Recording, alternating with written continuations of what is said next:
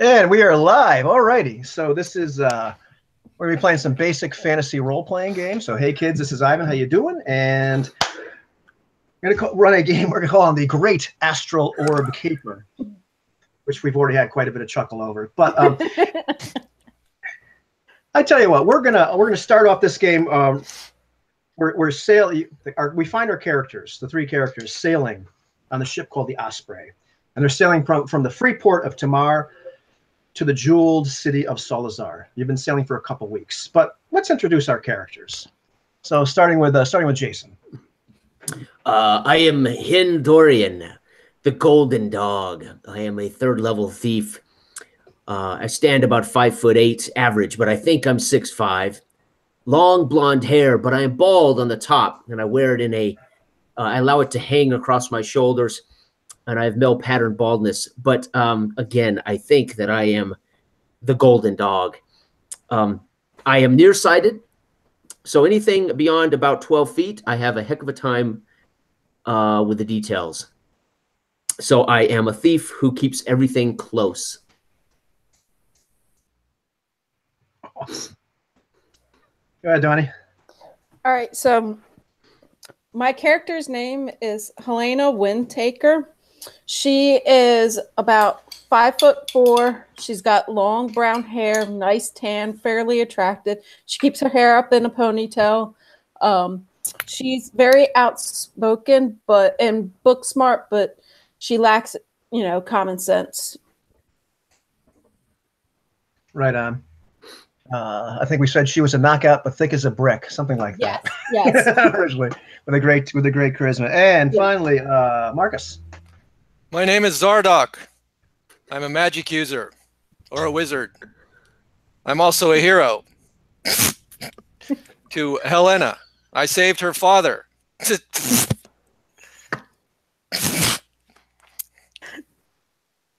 Are you going to wear those the whole goddamn game? Because I can't do this if you do that. Alrighty. And so as we discussed before, before a game, Zardoc apparently saved Helena's father. At least that's what she believes. Yep, that's what she's been told. Maybe Zardoc could just share with the audience what really happened, so that Helena can't actually hear. There was an altercation in the kitchen with the captain and Helena's father. Zardoc was at that time just a cabin boy. He was trying to run away heroically. He tripped and fell into the captain's dagger in his eye, which is why he now has a glass eye, and which gave Helena's father the opportunity to take out the captain and not end his own life, but rather in the captain's life. The perception was that Zardoc had actually done this on purpose, and he's fine with that. He'll ride that as long as that horse goes.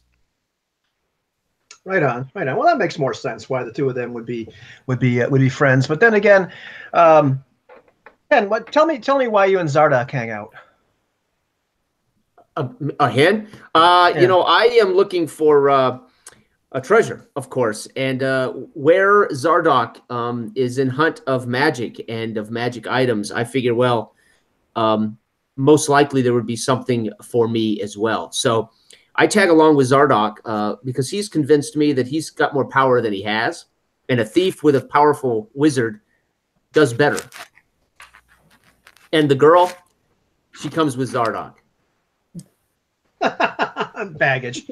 I see. So the three of you have been on the Osprey for a couple weeks. You've been sailing from the free port of Tamar. You've been sailing on the Cannae Sea, and you're heading towards the jeweled city of Salazar, which is none of you have actually ever been there, but it's a city that people talk about all the time as being like a wonder of the world. It is, we know where you're sailing. It's already, you can feel the air has gotten progressively hotter. Sometimes you can watch, as the waters get bluer, the sea life becomes more colorful, and sometimes you look across the boat. And actually, come to think of looking down the side of the boat, Zardoc, you've spent time at sea, so you're pretty accustomed to this. But I can't recall hearing that either of your other characters really spent any time at sea at all. Nope. Really? So why don't you go ahead and Yeah. Why don't you go ahead and roll me saving throw versus poison? Oh, 8. 4. 8. 3. Okay, so the two of you have been puking over the side of the boat intermittently for the past couple of weeks. I think at this point you've finally gotten your sea legs and been able to keep food down. But Come on, while let's you were go have a chumming drink. while you've been chumming for the fish, So they've got Helena's much more holding colorful. my hair back as I vomit, and then I'll hold her hair back as she vomits. Yeah, she kind of looks down at her leather armor and is just like, oh, thank God it didn't get any on me. Oh. Yeah, as I recall, Helena's very image conscious, so So maybe that's how the two of you bonded was just holding each other's hair back while you threw up your lunch and shummed for the fish. And you've noticed it was appreciated, but I don't know about a bond yet. I understand. But as you've been chumming or feeding the fish your lunch or whatever it is that you've been throwing up, the fish have gotten more colorful. You've been sailing due south. The air is getting a lot warmer. It's getting a lot warmer. You start to see the dolphins, riding, in front on the wake of the boat. But why in the world are you taking this trip to Salazar? Well, as it turns out, Zardak has a contact. Zardak and Hen both know this guy. They know Artie the Weasel. And Artie the Weasel is this kind of guy, he's a coward. He's greedier than Hen could ever possibly be, and just an absolute miserable little coward. Just one of those little men that makes you want to just hit him in the face. But Artie's smart. Artie knows where the big takes are. He gets really good intelligence. And it was a few weeks ago that he told you about this orb, the Astral orb. You've heard of this Astral orb, and it was the whole region was abuzz about this maybe like 2 or 3 years ago, because it had been stolen from Queen Ingrid all the way up in the northern city of Delcata, another jewel of the continent, a place that perhaps you've been at some point if you've ever traveled up north. But it was one of the crown jewels, and somebody managed to steal this. There was a hunt for it for a long time. There was all kinds of dismay, and it was big news. And then all that kind of died down until now. And a few weeks ago, Silky ended up approaching Hen and Zardak and starts telling this story about where he knows where it is and how there's still a reward for it. He still knows this Lord Marbury up north, knows the Queen, has an inn with a royal family where you can return this thing for the reward and not get fingered for its being stolen. So that's starting to look like a really good option to you. So he starts to tell you that this guy Silky actually has it. And once you hear the name Silky, you know exactly who this guy is. This guy is, a con man, really flamboyant, always has a woman on each arm, is the sort of guy that just is able to pull off all the kind of capers that Artie the Weasel really would like to. So it makes sense. Artie gives you just enough intelligence on this that you're thinking that I think he's right. And Silky's taken a boat, maybe a few days before. He's going down that way. And Artie's idea was, we can catch him because I think this guy has a buyer here. I've got a contact down, in Salazar. But I'm not going to do this myself. I need some people that can actually try to take this from Silky, before the buy. But this is the kind of thing that, this is the last thing you'd ever have to do in your life. You do this, and you bring it back for the reward. Or, as Artie's saying, or you sell it to somebody else, but that could be really dangerous. You're talking about set for a good long time. So Artie's gone on this ocean voyage with you.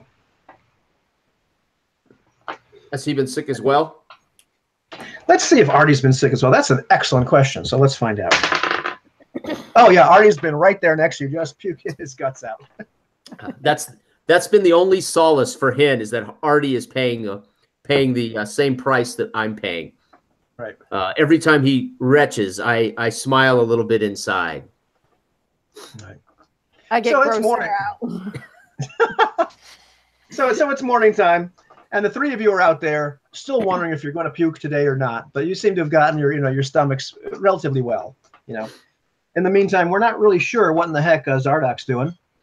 What is Zardock up to? As these Well, three are wondering after a puke. Zardock would be outside enjoying the fresh air and kind of smiling outside that all his compatriots are not getting along too well on the sea voyage. But he'd also be asking Artie questions about this orb. What he knows about the orb. What does this orb do? What are its powers? You ask a lot of questions. Oh, let me see if we roll for Artie right now. Artie actually makes a saving throw, so he's not puking at this exact moment. Oh, so you want to know all about the orb, right? Yeah, if I'm going to go get the thing, I think we should know something about it, Artie. You never heard? I mean, you've heard of the Astral orb. You never heard all the stuff about it? Come No, on. and if I did, I forgot. Where have you been? You had one of those books? No, age does a lot to memory. Yeah, sure. How old are you now? Oh, I just passed probably 35 years. Yeah, you're still alive. You still got most of your teeth. That's pretty good. Well, magic helps out a lot. Magic. And maybe tell me in the chat what spells you actually have memorized right now if you didn't already. So I'll just throw those up there. But so he starts telling you about the Astral orb. It's like, well, the orb's got to be. They tell me it's like size of a grapefruit, real deep purple, and like they tell you look at it and like it changes colors every kind of way you look at it, and it's supposed to, of course it's magic. It's got to be magic. But you don't know what it does. Does? What is it supposed to do? It's part of the crown jewels. It's this giant frickin' rock. So it's not magical at all, Artie. It's just a jewel. How am I supposed to know that? It's got to be some kind of magic, right? We only care that it is a jewel, Zardock. No. If there's magic, we need to know about it. It makes it more valuable to me. I like the sound of that. Yes. Yeah. Anything that increases the value of the orb. I like that. So it is magic. That's what we say no matter what. Got it? Artie, you wouldn't be here unless this was really... It just doesn't make sense to me. You're just coming along just to return a jewel. How much is it worth, you think? Oh, man. Well, the reward is 5,000. 5,000 what? 5,000 gold. Oh. Ooh-wee. Helena's kind of like stops and thinks and goes, I can get that new wardrobe that I've been wanting. Just kind of like stares off at the birds. In the meantime, you hear cackling, behind you, and you realize it's old Gru, and he's just this old, the ship's old guy, and he's sitting there. He's always there knitting some hat or whittling some piece of wood or something like that, or repairing a rope. And he's laughing and says, "So you're going on some treasure hunt, are you?" Mind your own business, Gru. He might know something. If he's been on this boat, he might know some tales or heard some wise. You might be a little bit politer.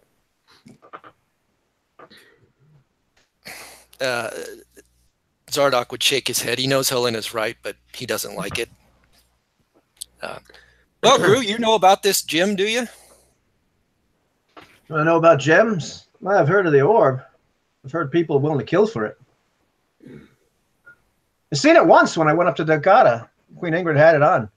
Unbelievable thing. It's not the size of a grapefruit. Maybe the size of your fist. And she was wearing it? All of a sudden, she was wearing it. Lets out a sigh of disappointment because the value of her wardrobe just condensed. Oh, but it's like nothing you ever seen. You walk past it, you can't tell. It's purple, you think, but you walk by it, next thing you know, it's orange, and next thing you know, it looks kind of like an opal and swirling. And looks like you get lost right in the middle of the thing. You know anything else that might be doing magic at all there, Gru? Magic? Or is it just a gem? I don't know about any kind of magic, but I do know what kind of magic it does to a man's soul. Mental kill for that sort of thing. Well, you going after that? Well, what does that mean? Kill my soul. What? How do you wear the damn thing if it's going to kill your soul? Obviously, it's talking about some way to, woo a woman, because we all know that we kill you guys' souls. She kind of flips her hair. You might be right there, Missy. You might be right. No, So but I'm talking about the kind of thing that'll a bunch of you'll get it, and next thing you know, you'll kill each other for it. You take my advice. You help unload the cargo we have here. Help us pick up some of the figs, the spices, whatever. Maybe do some guard duty. Go back. Sure, old man. That's why I'm here, to unload your cargo, and to yes, that's why I'm here. Like I said, Gru, mind your own business, and I'm gonna Zardoc is gonna take out his glass eye and play with it, and I want to try to change his rope into a snake that's hissing at him with some little magic, either phantasmal force or charm person. Well, that would be phantasmal force to actually make make it look like an illusion. Let me just consult this here and see. But I don't want to use the full. I don't want to use the full. I want to do the little piece of it, like what you were talking. Oh, I got what you're saying. You want to do something like a little bit of shimmer for a second. For a second. Just tell him to mind his own business and rub my glass eye and flip my finger. Right. I got what you're saying. You say so for a second. Gru drops it like Gru drops it. It looks like for a second. It looks like a snake. It's like he looks back up at you. And he makes the sign of a hex. Bad magic. Mind your own business, Gru.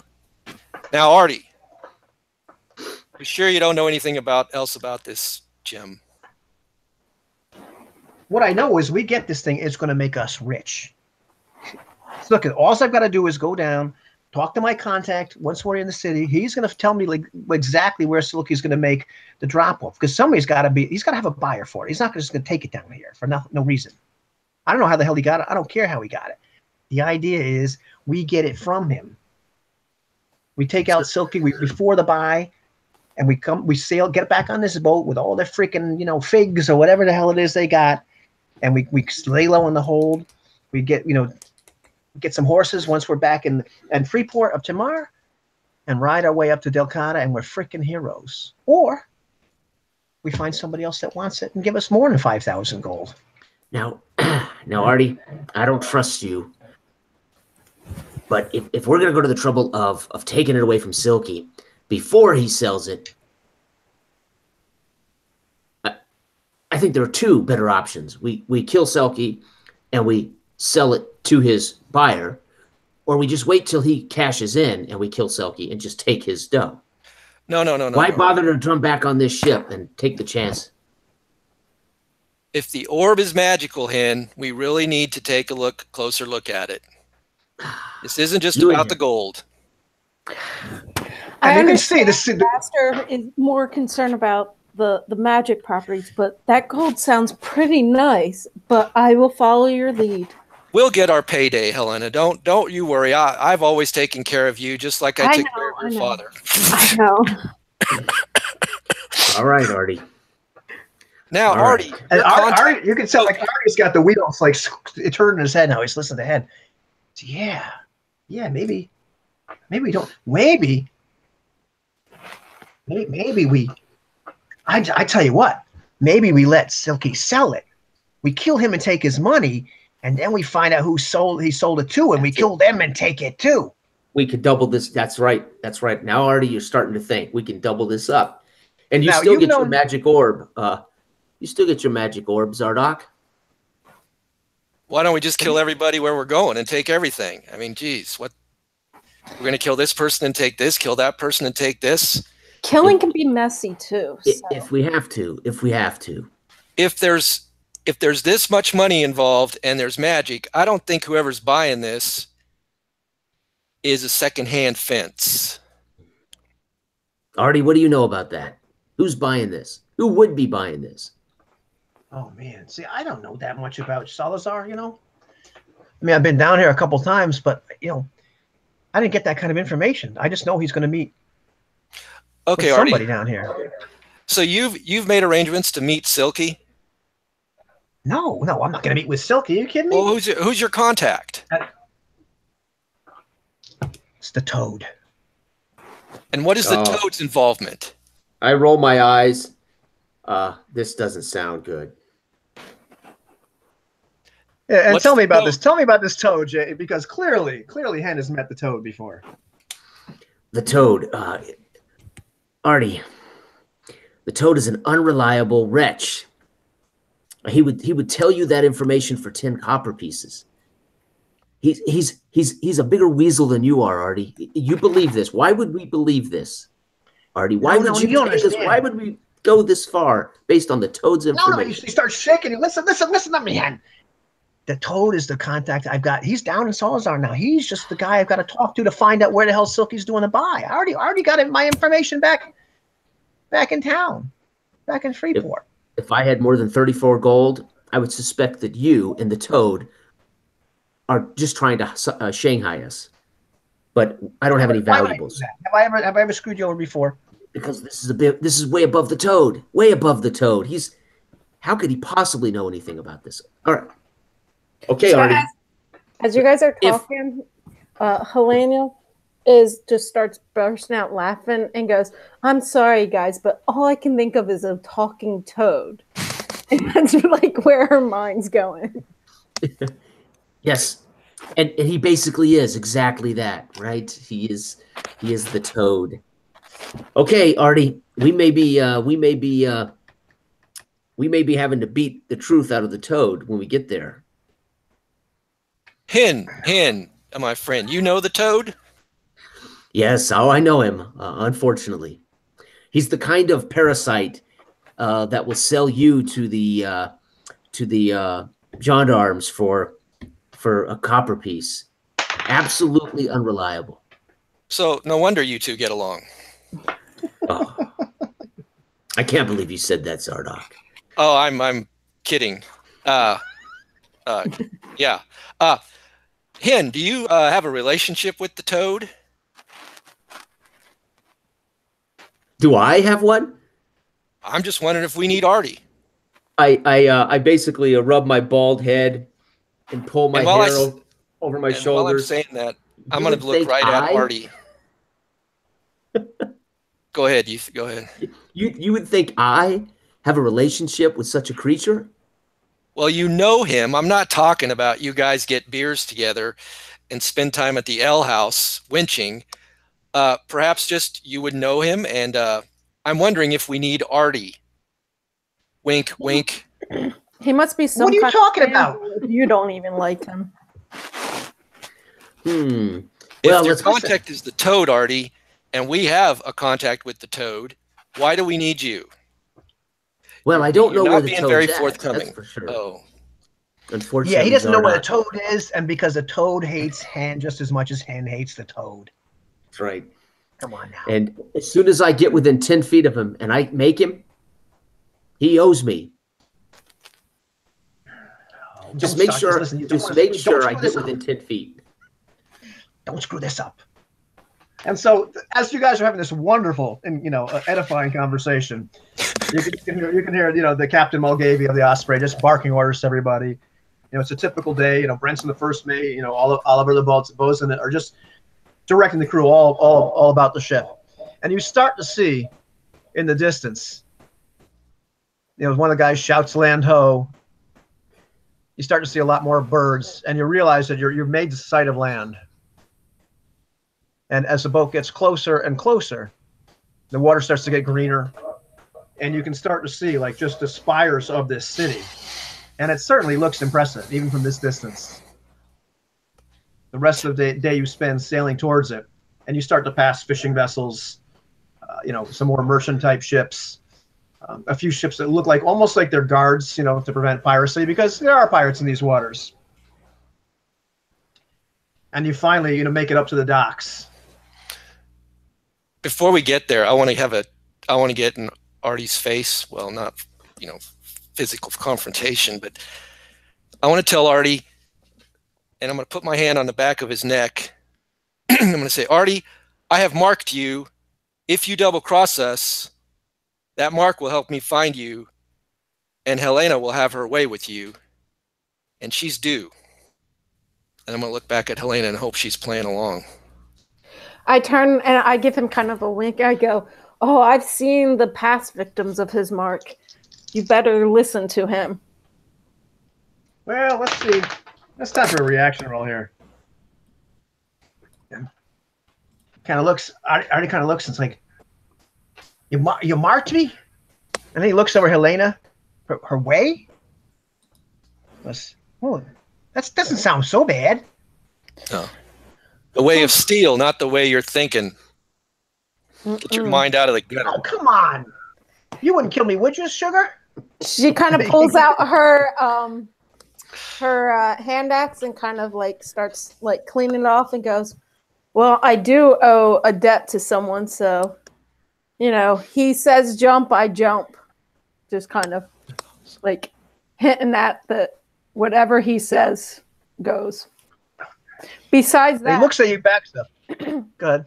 Besides for that, I'm marked as well, and if I don't go along, I don't want to end up like the captain. Oh, and he takes a step back and says, "Whatever happened to independent women that can think for themselves?" And he turns around and he just kind of storms away. She's like, starts shouting back, hey, you listen here. And he just completely ignores you at that point, The same way as an honest thief. Hey. Excepting you, Hen. Your honesty is legendary. Yeah, no, it's I kind of feel impact for my coin purse real quick as he's saying that, just to do a check. Right on. That's awesome. So you finally get, you're docking at the city at this point. It's, about mid-afternoon, because most of this conversation occurred, during the early morning. And, you can smell the city before you actually dock, and it's overpowering smell of a city. You smell the crap, the sewage, the spices. You smell like all manner of just foods that you've never even smelled before. The smell of that many people and that many animals crowded into one space. You start to hear the noise of the city as you get closer. It's like and as you dock, you can see the people dressed. A lot of them dressed. You realize it's very, very hot here, but a lot of the people are actually dressed quite in quite a bit of cloth to protect themselves from the sun. Something that you're not really as much used to, because you've sailed quite a ways. So the winter blanket that Zardock brought along with him, and it says probably might be good for to sleep on or sit on, but it's probably not going to be very useful here today, which I should have mentioned, but I found very comical when I looked at your equipment list. Hey, that was just cut and pasted, man. That's what is it? That's the old motto of the Wizards College: always be prepared. Exactly. Right. And take an extra blanket. You start watching the men of the Osprey, as the bosun and the first mate are barking orders once again, and they're unloading crates and crates of apples and rum and beer, and all the some iron, from up north, just wheat, wood, that sort of thing, and you already see they're starting to take on other cargo, dates and whatnot, but it's going to take them quite some time. So the boat is supposed to be docked here for a few days. And, as you disembark, from the boat and make your way into the city itself, just, from the dock areas and outside the dock areas, it is a spectacle. The Freeport of Tamara was a decent sized city. You've seen cities before, but this is something else. It is clearly, I don't know if it's a bejeweled city, it might not live up to that name, but it is certainly garish. It is certainly noisy. You're passing all the street vendors of just meat on a stick. What kind of meat? You're not sure. You see animals that you've seen pictures of before, but you start to realize, well, that must be a camel. At one point, you turn a corner and this gigantic animal, goes by, and you realize, my God, or my gods, depending on your persuasion, I think that's an elephant. With a couple of people riding on top of it in a little the word is escaping me, but that thing they put on top of the elephant that the people can ride on. That thing. I'm being descriptive here, kids. I'm really good at this. Hin being nearsighted, manages to step in a giant pile of this large creature's latest deposit. I make a point to be walking around kind of like this, and I'm just like, Lord, I never knew such a jewel could smell so bright and lovely. And she's kind of like trying to but catch you her know breath. you're in the city when you smell that beautiful smell. I think I'd much What rather be smell? puking on the boat next to him. I don't smell anything. Are you sure you're not near nosed and not just near sighted? Because It's not that bad, Helena. You'll get used to it. And once you do, there'll be nothing better. City life. I don't want to get used to it. I want to get this done and get back on that ship. Artie? Yeah, I was going to ask, are we following Artie? I mean, where's Artie? I would assume Artie's stay come close. off. Artie's come off as well. You know, a couple other shifty-looking characters like have come off with him. Really? You know, these guys, you know, you thought were just regular sailors. You know, but you realize these. You know, after a while he finds out these guys. It's Gus and Otis. They're These with two, Artie? I mean, they're with us? Yeah, these two sets of kind of, you know. All right. So where to first, Artie? I'm going to pull Artie aside and say, who are these guys? Listen, we need some kind of backup here. They have no idea. They just think we're going on like just a little heist, a little caper. They have no idea. They don't know what the deal is. Artie, your lifespan gets shorter by the minute. Oh, come on, relax. This is big. not. This is big. Artie, This is big. they come out of your share. Sure. I'm paying them. They're not going to get nothing. Would you keep your freaking voice down before they hear? Do they know they're not going to get nothing? Listen, would you shut up? I swear to God, I will poke you in the other freaking eye. Which one is it? And he starts looking back and forth, you know, and finally chooses the left as your real eye. You know, he's convinced that's it. That's it. I swear to God, I'll poke that one right out. It'll be the last thing you poke, right, Helena? And then I'd take a step back. All courageous like he pulls out that hand axe again and goes, you know, my old father taught me well how to swing with this. So I think you'll be one finger short like our friend over here. That's right. Just where are we going, Artie? Listen, I'm not supposed to meet the Toad until tonight. You know, I told him, you know, we'd probably make landfall today or tomorrow. So I have to go meet him. At the name of Toad again. And where are we meeting Toad, Artie? We got to meet him at the Desert Lily. It's a cantina here. And what's the cover for the meet, Artie?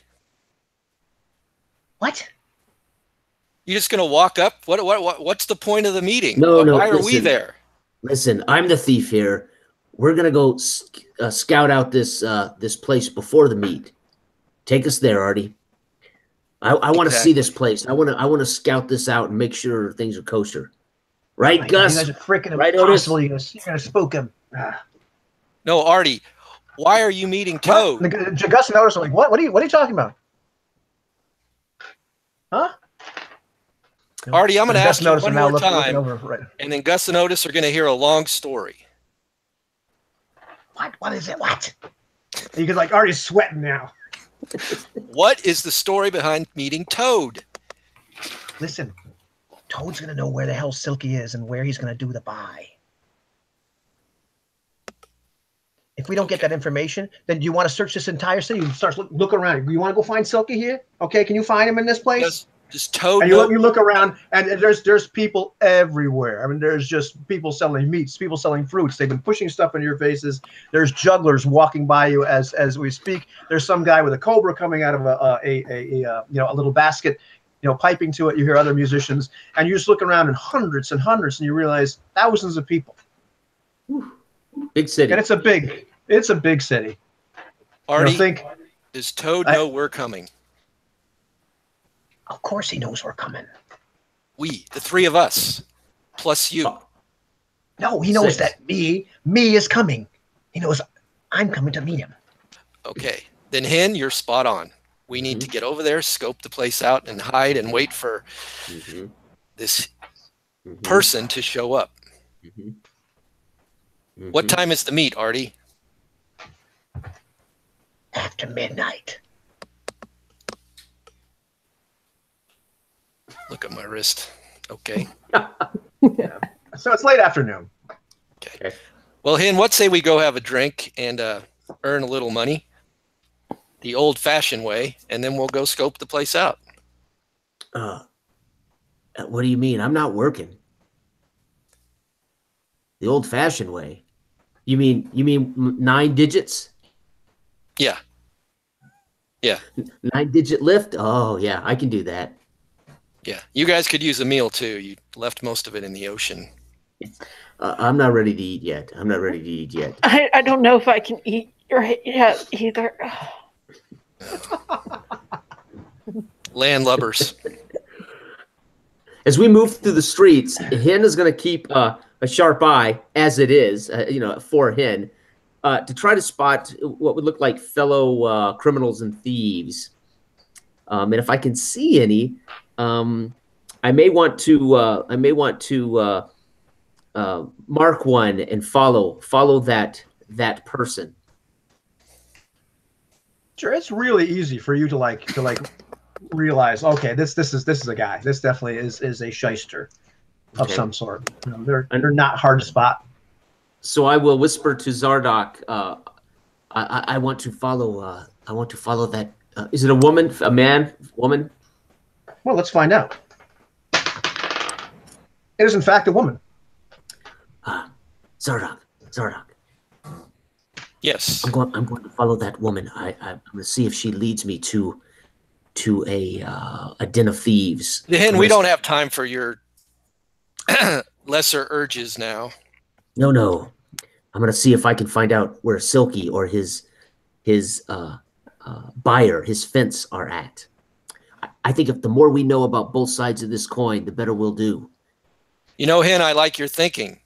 A random woman in a huge city will probably have information.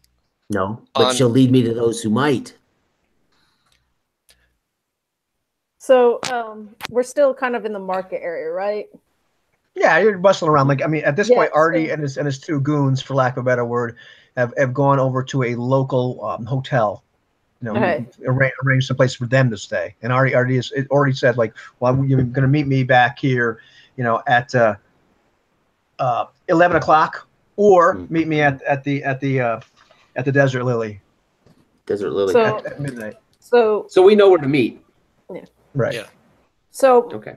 I'm gonna go, and my eye catches something glistening on the side of this one little market tent thing, and I'm just in awe, not paying attention to my surroundings, just something's just captivating me. So my shopping desire and urge is just what is this? Hey, I've never seen it. All of a sudden my sickness of the smell has just gone away because I'm focusing on this new, almost looks like a necklace or some kind of chain.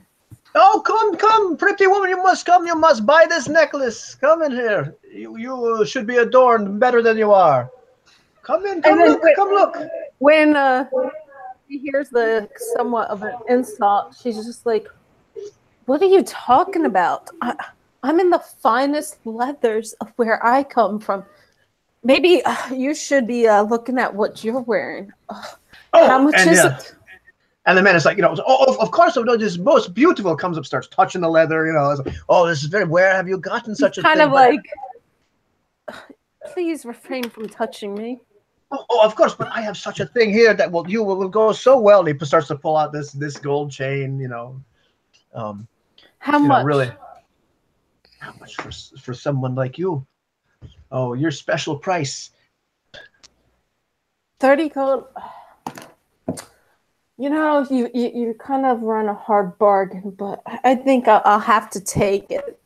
And Okay. She just pulls out her coin purse. Okay, wait. Okay, when Zardoc is going to notice that Helena is not keeping up with Hin and the woman, turns around, sees her, hustles back, Sees her getting conned. sees the exchange taking place, sees the necklace she wants, and I want to just make it kind of make it two of them appear, or make it kind of disappear from sight of the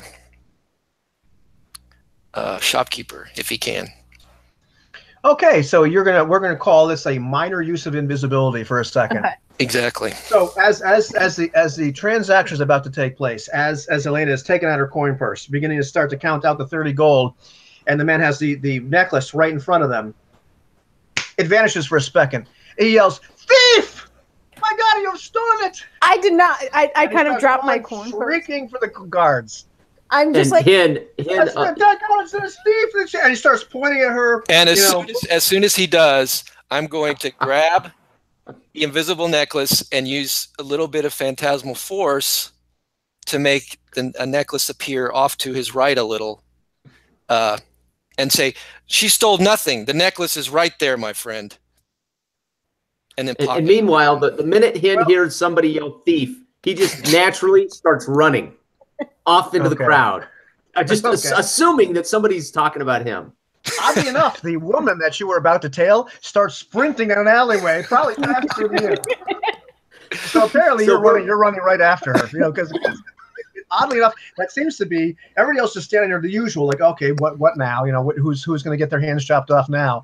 This woman starts sprinting down the alleyway. The only way open to you is that alleyway that she's going down. I'm going with her. In the meantime, so I pick up my coin pouch that I had dropped out of shock and go, "I swear, sir, I didn't take it. You must have misplaced it. Here, for your inconvenience, I'll give you 5 more gold pieces." So I dish out 35. So while he's shouting, the necklace has kind of disappeared. You start to dish out more coins. Yeah. The man's looking around, and next thing you know, Zardock is trying to push his minor magics to the limit here. Trying to snatch this.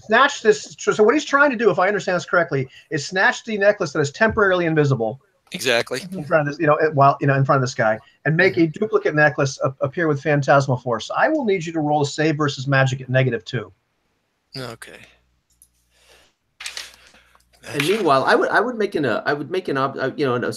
assumption here that if he's casting this much magic, his glass eye must be spinning in circles, right? I don't know exactly how. He may have the eye out. Total failure 6. Not even close. Okay, well, then roll me a d6 and let's find out just how bad this failure is. Oh. And Hin's the lucky one because he's running the opposite direction. Oh, I'm gone. 6. Oh, okay, that's a spectacular failure. I'm afraid Helena's Thank you armor for the mate. warning. I'm about ready to swallow my glass eye.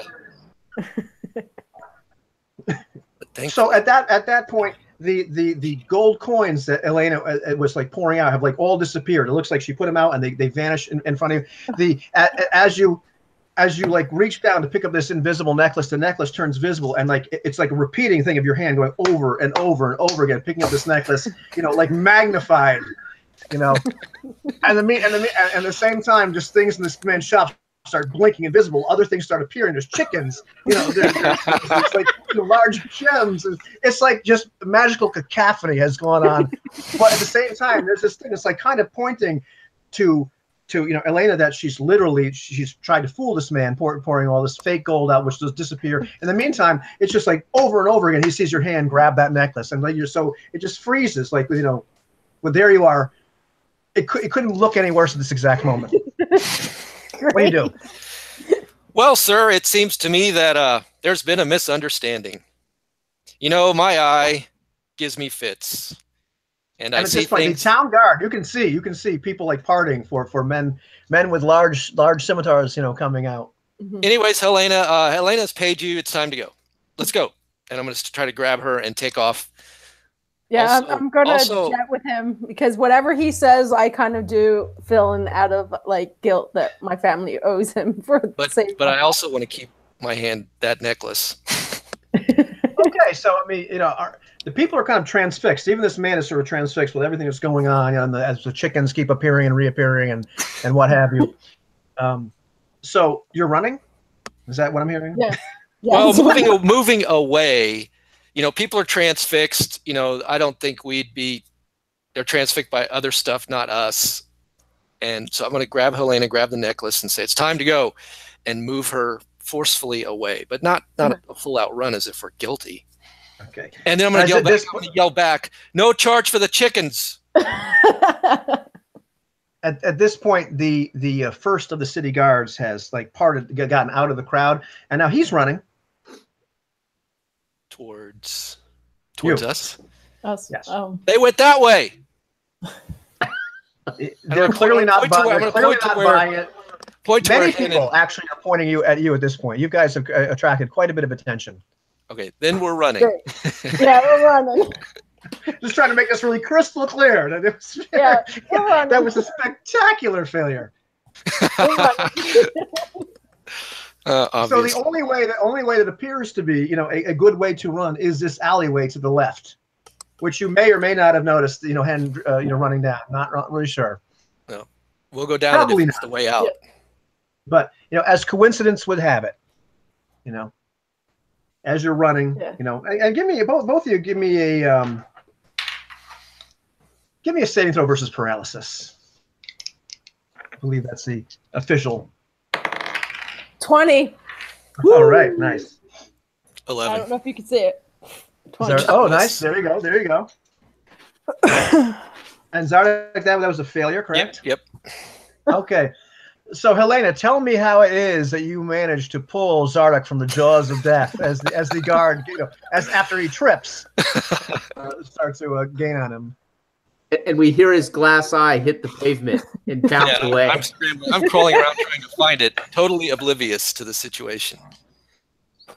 I kind of use my good looks and charm about me, and I look up. I go, sir, this old man, he lost his eye. Can you please help me find it?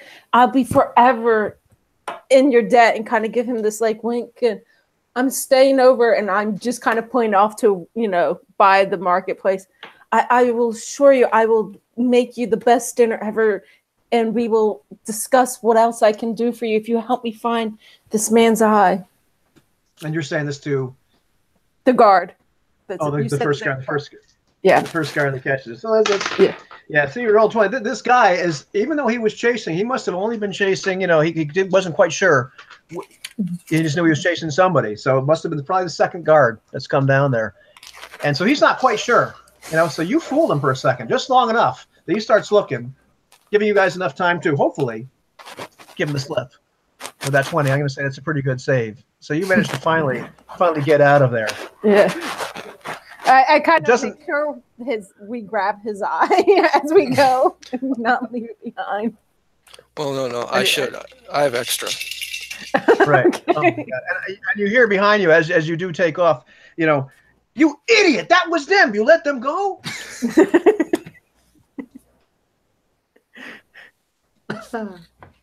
So, finally running, at some point, you do catch up with Hen, which is unbelievable because Hen can run fast. Yeah. But apparently his nearsightedness may have caused some difficulty. Ran into some walls. Ran into some walls. On top of the vomiting that I've been doing for the last week, you will find me bent over, sweating profusely, huffing and puffing. I am in no condition to be running from the authorities. Right. But you did see where this woman. You did see where this woman was actually ducked in behind like a curtain. Okay. Why'd you run, Dan?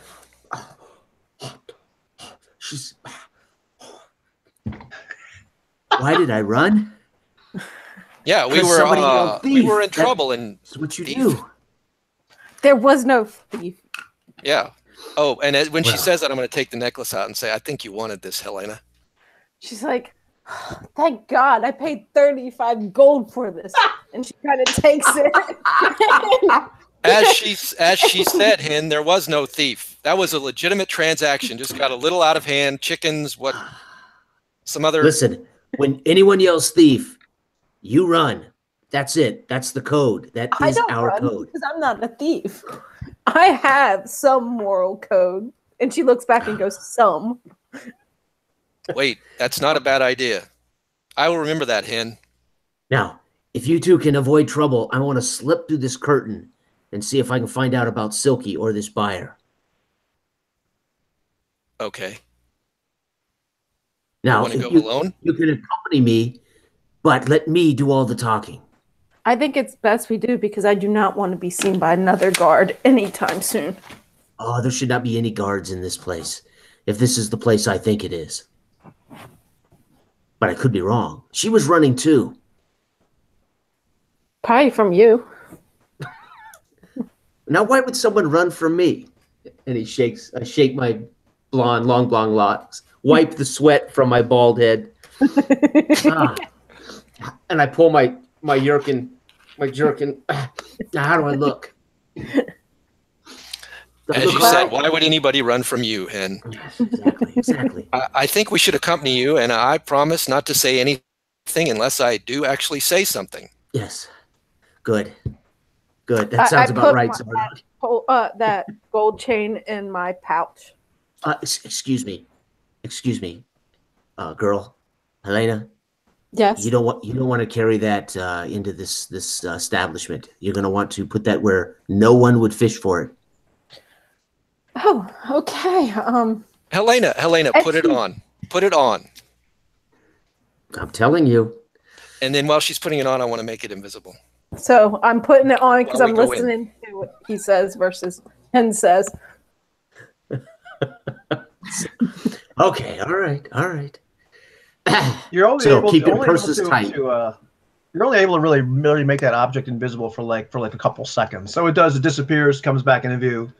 That's about as much as your minor magics can really do. They're really useful for a couple seconds, unless they fail, in which case they make chickens appear for like. Okay. Well, I'm going to pretend that it's invisible. Okay.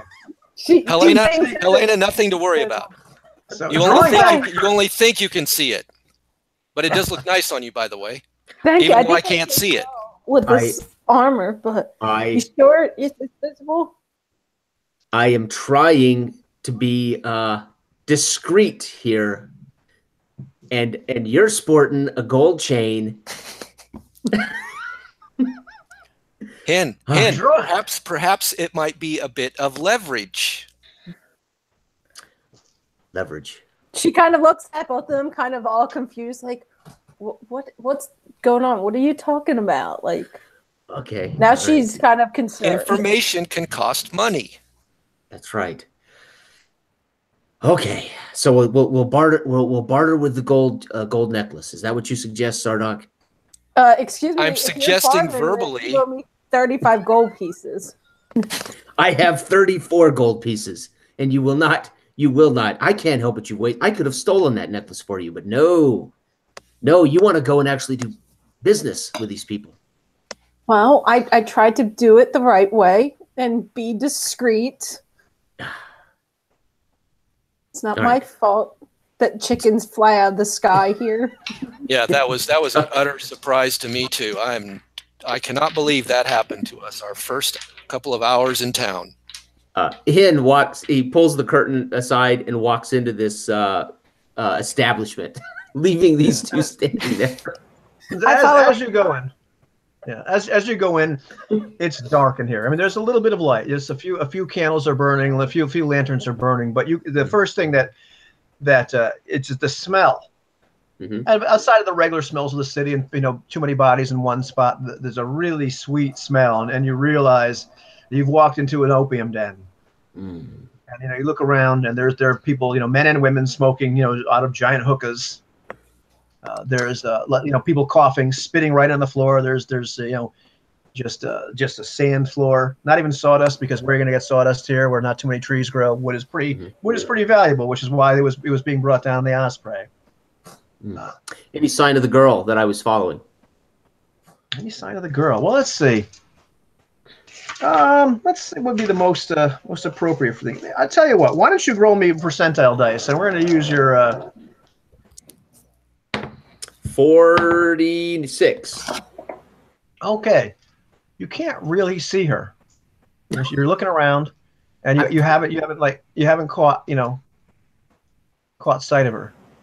So as I stumble through the darkness, I'm nearsighted on top of everything else. So as I stumble through, maybe bumping into tables and reclining customers, I'm going to make my way around looking for someone like her or someone who might be in charge.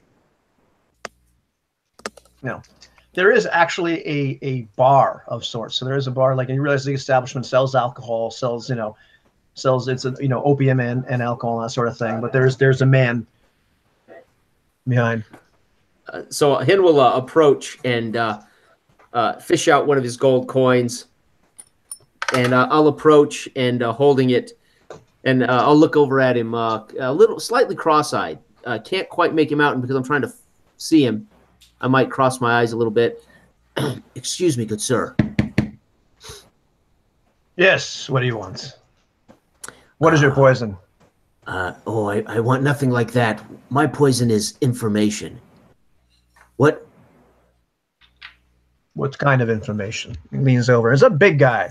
Have you heard? And so I basically lean in close to his chest, and I whisper, have you heard of a large deal going down here in Salazar tonight or any time in the next few days? What kind of large deal? Just a transaction that might not be quite legal, involving a gentleman named Silky. Silky? Man. What are you doing asking questions like that here? I don't know anybody named Silky, and I don't know about anything illegal going on. Are you trying to cause trouble? No. Nothing of the sort. Well, where might I find someone who could talk to me about these things? You want information. Yes. And he says, I have a gold piece here. He said, go in there. And he points, and there's like a back room where there is another set of curtains. They are very ornate. Okay. Gold coin for your trouble there, sir. So I hand him a gold coin, and I turn around and I give Zardoc and Helena a knowing wink. And then I head off, motioning my two friends to follow me through the fancy curtain. I'll give him a knowing wink back with my good eye. With which? I'm kind of trying to hold my composure as I'm seeing people just like spitting on the floor, but I'm kind of relieved that the smell's halfway decent in here. Right. And why don't you all give me a save versus poison at this moment? 13. Oh, I made it by 1. 9. 13. 9. Oh, plus con bonus. I made it by 2. Okay. Yeah. Yes. No. Anybody? 9. Failed. Failed. I'm gonna start out. Okay. Well, the thing is, as Hen's been talking to this man, up there, as you've stood there, you've watched the people smoking out of their giant hookahs. The air is full of smoke. You're starting to feel kind of good. Place is kind of groovy. Hey, Helena, this is a really nice place here. I'm feeling good. How about you? I know that the smell is 1,000 times better, so I say this is where we have dinner at, or drinks or something. Sounds good. I hope Hen is finding out something about Silky and that astral orb. I take kind of a deep breath for the first time since I've been in the town. Yep. I feel good about this now. I'm not so afraid, but don't tell him I was afraid. And there's a woman by the hookah closest to you, and she sees the two of you, and she says, "It's 1 coin to get in." And she goes like this, and there's spaces, and she picks up a couple extra hoses. I kind of look at him and goes, "I follow you." Well, I don't know that Zardoc would. He might feel good, but he's not a... I think we'll just have a drink for now, ma'am. But it is a nice place. You run a real good establishment. Nice. We might come back in a few minutes, but Helena, let's just go have a drink at the bar and we'll wait for Hen. But yes, water. As she looks, she goes, "Oh, the drinks, they will not make you feel like this. I can see in your eyes already." Well, using the plural with me and saying eyes is not factual, but I get your point anyway, ma'am. I kind of now Let's go, feel Helena. like awkward, because now she's like torn, but she follows her hero. All righty. Well, the man at the bar is happy to sell you some wine. which is not bad. So, Where did we see Hen go? Has Hen gone behind the curtain? yeah, Ken kind of motioned to you, and you guys are feeling a little groovy at the time. If you still want to go there, that's fine, you know. No, I think I'll as he's moving, I'll say, Hen, we'll wait for you here. Enjoy I kind of put up yourself. my wine. And without looking in their direction, I'll just wave my hand like, yes, yes, as I pull the curtain back. Right. And we're just saying, like, for continuity, these things were kind of simultaneously happening. So by the time he's waving to you, you know, just like, so makes sense. But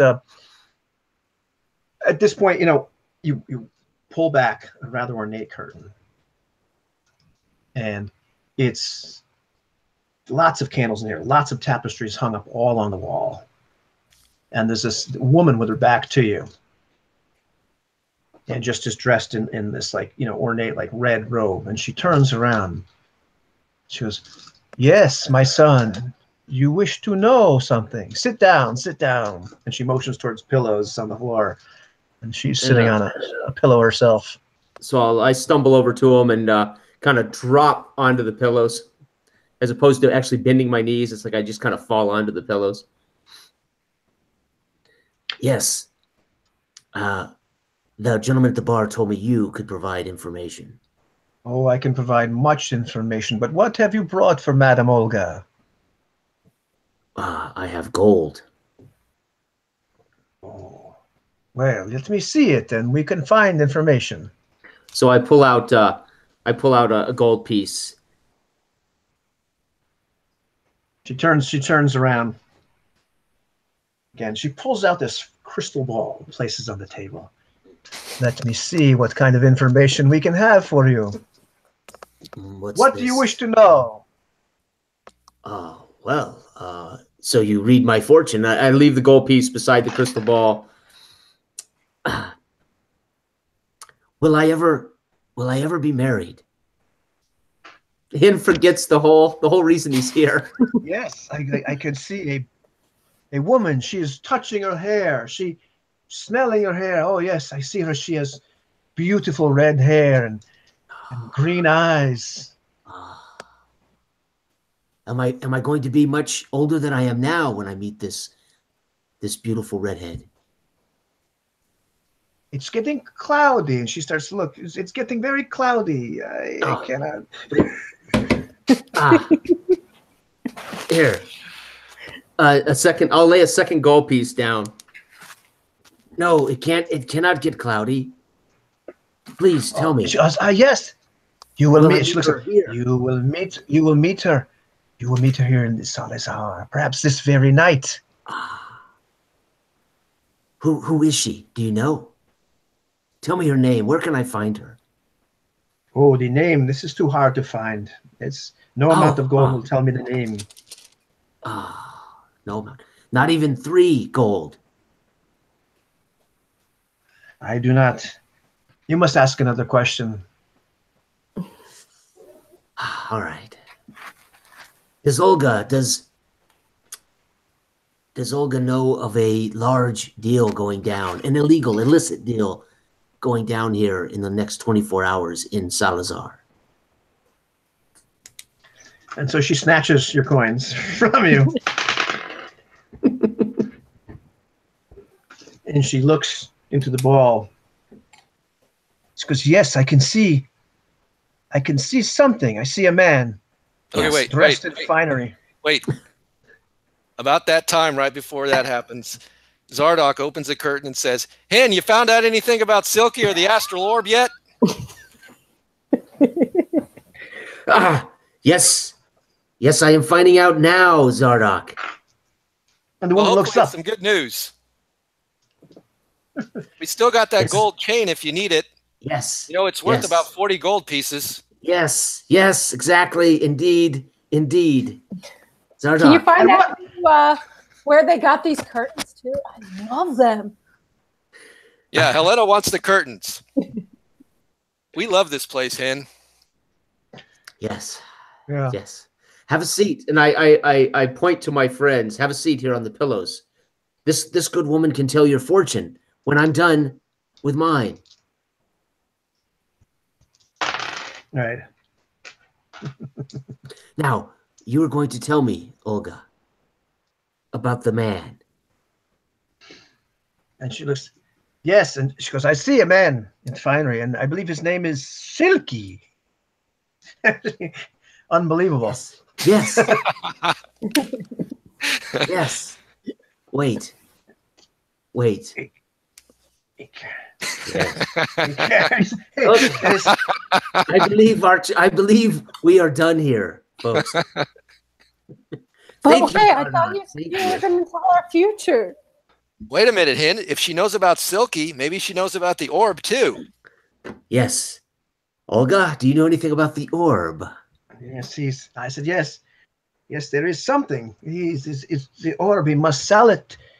Sell it tonight to a sinister man. Oh. A man I cannot see, but has many guards. Very dangerous. I've got a gold piece here. Snatches it from you. She snatches it from you. Very, very dangerous. Many guards, but she goes, oh, and I see something else. I see, oh, terrible beastmen. And she starts to shake a little bit. Beastmen. Olga, calm. Beastmen. Beastmen. No, not the beastmen. And she looks up finally, and you could tell like something's happened as she's been doing this. And she looks up. She goes, "You bring trouble. You be very careful, or you will never meet this woman." Oh, yes. Yes, I will have to be careful. Okay, Zardok's going to pick up the crystal ball and start looking at it. Says, I've got one of these. Not sure how to use it, but I've got one. I don't see anything.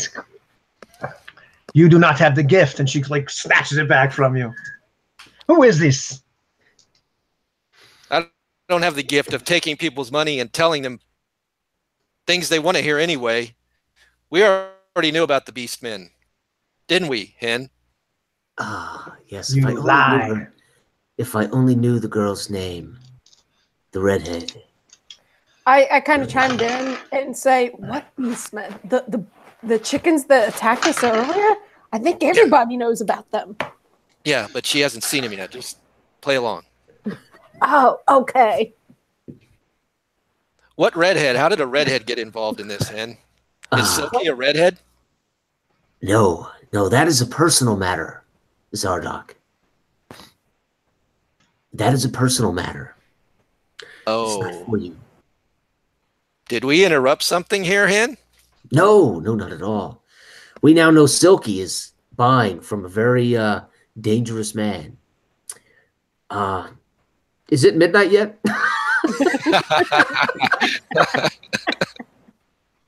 No, but have we killed 6 hours, 10 hours? You've killed some hours. You've killed some hours. It's getting later on at night. And in fact, I'll tell you what, I'm gonna run out for 1 second, but when we come back. Me too. I gotta use the restroom. We come back, we're gonna be doing that. And we'll tell you about what else has happened in the meantime. Okay.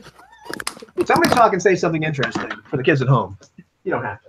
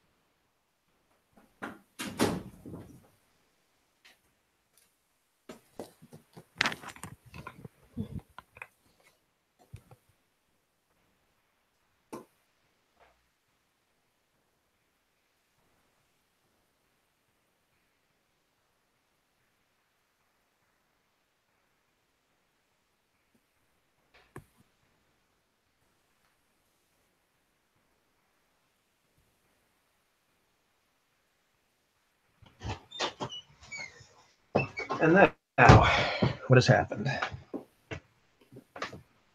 Will our heroes never find the orb? Will they find Silky? Will Hen ever meet the redheaded girl? These are very important questions to find out. Very important questions.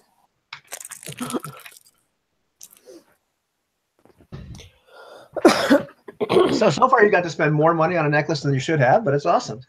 That's what I figure. It's like, you know, she has no street smart. She has no common sense. So she's seeing that gold. She's wanting it, you know? Yeah, I'm picturing like Helena walking through a city like with gigantic saucer-like eyes, you know? Yes. Completely. And, you know, she's very into her fashion and her appearance. So yeah, that's the impression I just. You know, went to, you know, her eye, and now she's picking off, you know, chicken feathers.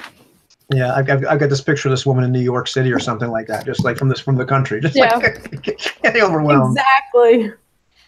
Hey, Ivan, as we leave, Right. Zardoc would like to look back towards her in her crystal ball and try to make a little image of himself appear in the crystal ball, sticking his tongue out at her. As we leave. Okay, that's going to require a saving throw. Oh God. Now you're going to do this with a cancer type. This magic user's going to get his kill. More chickens. I think I made it. Coming right up. You think you made it? Yeah, just barely. Just barely. 14, which is what I need. 14. So what ends up happening is you're not sure what's going on with the crystal ball or her, but you did not actually make that little image appear. Okay. But nothing really bad happened either. And I feel good, which I already did. So leaving the establishment, you realize you guys have been here for a while. You know, Zardoc and Helena still feel kind of groovy. You know, not quite sure what was in that drink either. You know, it was. You know, Oh God. it may have had more than just alcohol in it. You're not quite sure, but you're just feeling kind of, you know, just a little groovy. You know, the streets looks kind of beautiful. It is closer. Yeah. And it is closer to about, you estimate it's a little bit before midnight at this point. A lot of the people have left the streets. It's not quite so hustle and bustle, but you know, the nightlife has started to show up. You know, the seedy people, the people that are dressed, you know, in, you know, out for a good time at the night. So it's, you know, it's still, the streets are still relatively crowded, but not like they were in the day, you know, when it was just full on bazaar. But you know that, you know, that already gave you the basic idea of like where the Desert Lily was, a place he was going to have to meet Silky.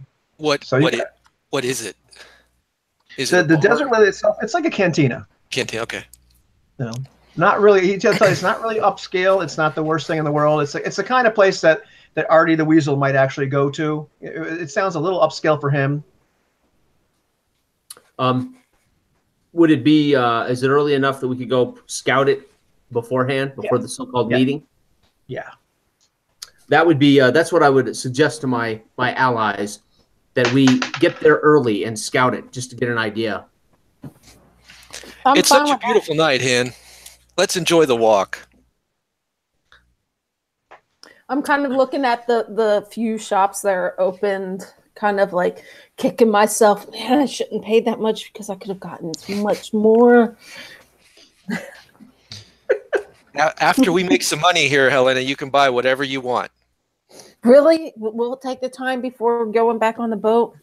Oh There's yeah, so I'm much I sure wanna we see. will. And then I'm going to nudge her and say, "Watch this," and I'm going to yell "thief" as loud as I can. And Hen is gone. He's running. He doesn't even look. When he hears thief, he takes off. I say, "We better catch up. Yeah. We need to get to the bar and get a nice seat before the meet." So some people look around when you shout thief, you know, but other than that, it doesn't seem to attract that much attention. At least we know what to do when things get hairy. Yes. Just remember, thief means run. So as you run after Hen, some people are pointing and laughing, thinking that he must have done something like pick your pockets or what have you, you know. But nobody seems to think it's as serious, you know. Mm-hmm. And if not for my bad conditioning, you would never catch me, but you always seem to catch up because I'm stooped over wheezing. What happened, Hen? Why'd you run again? I tell you, somebody certainly knows I'm a thief around here. Yeah, I And the heard funny that. thing is, Han, at this point too, as you're doubled over and wheezing, you notice something is just not right, and something doesn't feel right. And as you start kind of feeling around, you realize that your money pouch is gone. I don't say a word about it. A thief, a self-respecting thief, would never admit that he's been robbed. So I just nothing, not saying a word about it. Right on. I just pat and So, Hen, we're meeting. Well, we're not meeting. Artie's meeting Silky in the bar. They don't know we're going to be there. You think we should all sit together, or should we just take up places and try to spot them and then go from there? What do you think, Hen? This is your field, not mine. Strategically, one we should all be by the exits. One by the front door, one by the back door, maybe one above in a balcony. If there's a top piece of this bar, that would be my suggestion. Yeah, I like the idea of being close to an exit. Yes. Yeah, approaching the desert lift, as in fact what you're doing, you can see it's a kind of a smaller establishment. It's it's well lit. Quite a few customers in there already. There's music. There's sounds of smells of tobacco and alcohol, and the city wafting out of there. Food seems to be a lively little place. Even for this time of night, it's definitely got hustle and bustle. This is not like the nightlife, high end quarter of the city, but it just has that kind of feeling that this is not the biggest dive in the entire world, Mm-hmm. but it's certainly not a kind of place that respectable citizens go. As such, it is packed with lots of people. Yeah, and I will stop and suggest we all go in separately, so we don't appear to be together. Are you out of coin, Helena? I kind of go and look for my coin pouch and I count. I got 14 left. I just want to make sure you can buy yourself a drink. I might need it. Yeah. Okay, I'll follow Hen's lead. So I will go in and attempt to. Is there a loft or a there's a second story, second floor? Yeah, I'm gonna try to go position myself up there as close to a rail as I can, so I can see over the floor of the establishment, where I can watch the front door until I see Artie arrive, if indeed he arrives. And what are you other two up to? I'm gonna go right in, kind of at the bar, and look around to see who is all there. I want to kind of scope out the place and maybe talk to a attractive woman. Maybe get some tips from, maybe more. I'll go sit by a table near an exit. Probably if there's a back door to the place. Yeah, you can find yourself a table near the back relatively easily. As Selena goes up to the bar is full of with a variety of people. Some kind of rough looking. Some people have definitely seen far too many seasons and had a rough life. But there's some other good looking people in there, and you're able to find a relatively good looking young woman there without a problem. I kind of go next to her at the bar and kind of order a drink, trying to be smooth but really stumbling over my words, kind of type thing. Yes, I'll take a drink. Whatever she's having. Yes, you seem to be looking like you know what you are doing. She goes, well, yes. And she goes, I'm having a tropical sunrise. She goes, so I haven't seen you here before. And she looks at you, and she's got beautiful red hair. Oh yeah, I thought. Green eyes. And as you finally get a look at her, she is gorgeous. And let me tell you about your reaction roll you got. Oh wow. Okay. And that's before your charisma modifier. So this one looks at you, and she's like, I haven't seen you around here before. I know, we What's your just got name? off a ship. Really? And It's, she kind of. Helena. Oh, Helena, that's a beautiful chain. And she just kind of grabs your chain, like I mean, just And just she's really just like- gently, She's but no, kind of- gently, yeah, gently with one finger. That is so lovely, and picks it up, you know, kind of almost like caressingly. It's like, oh, it just really offsets your eyes. That looks wonderful on you, and that armor. She goes, that's just beautiful leather. She just starts tracing her finger along the leather. Oh my You know. god. She's kind of like getting stuttery, like, thank you, but I'm kind of confused. How can you see my necklace? It's invisible. And she whispers it like that.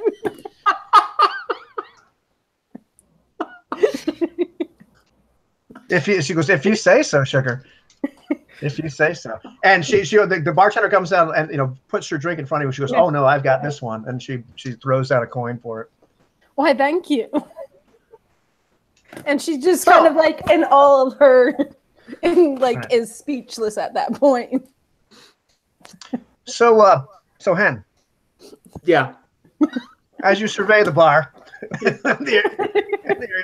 notice the usual. We see a beautiful redhead. Well, you see some people acting shifty, but nothing. You know, as you're taking in the scene as much as you can with your nearsightedness. Right.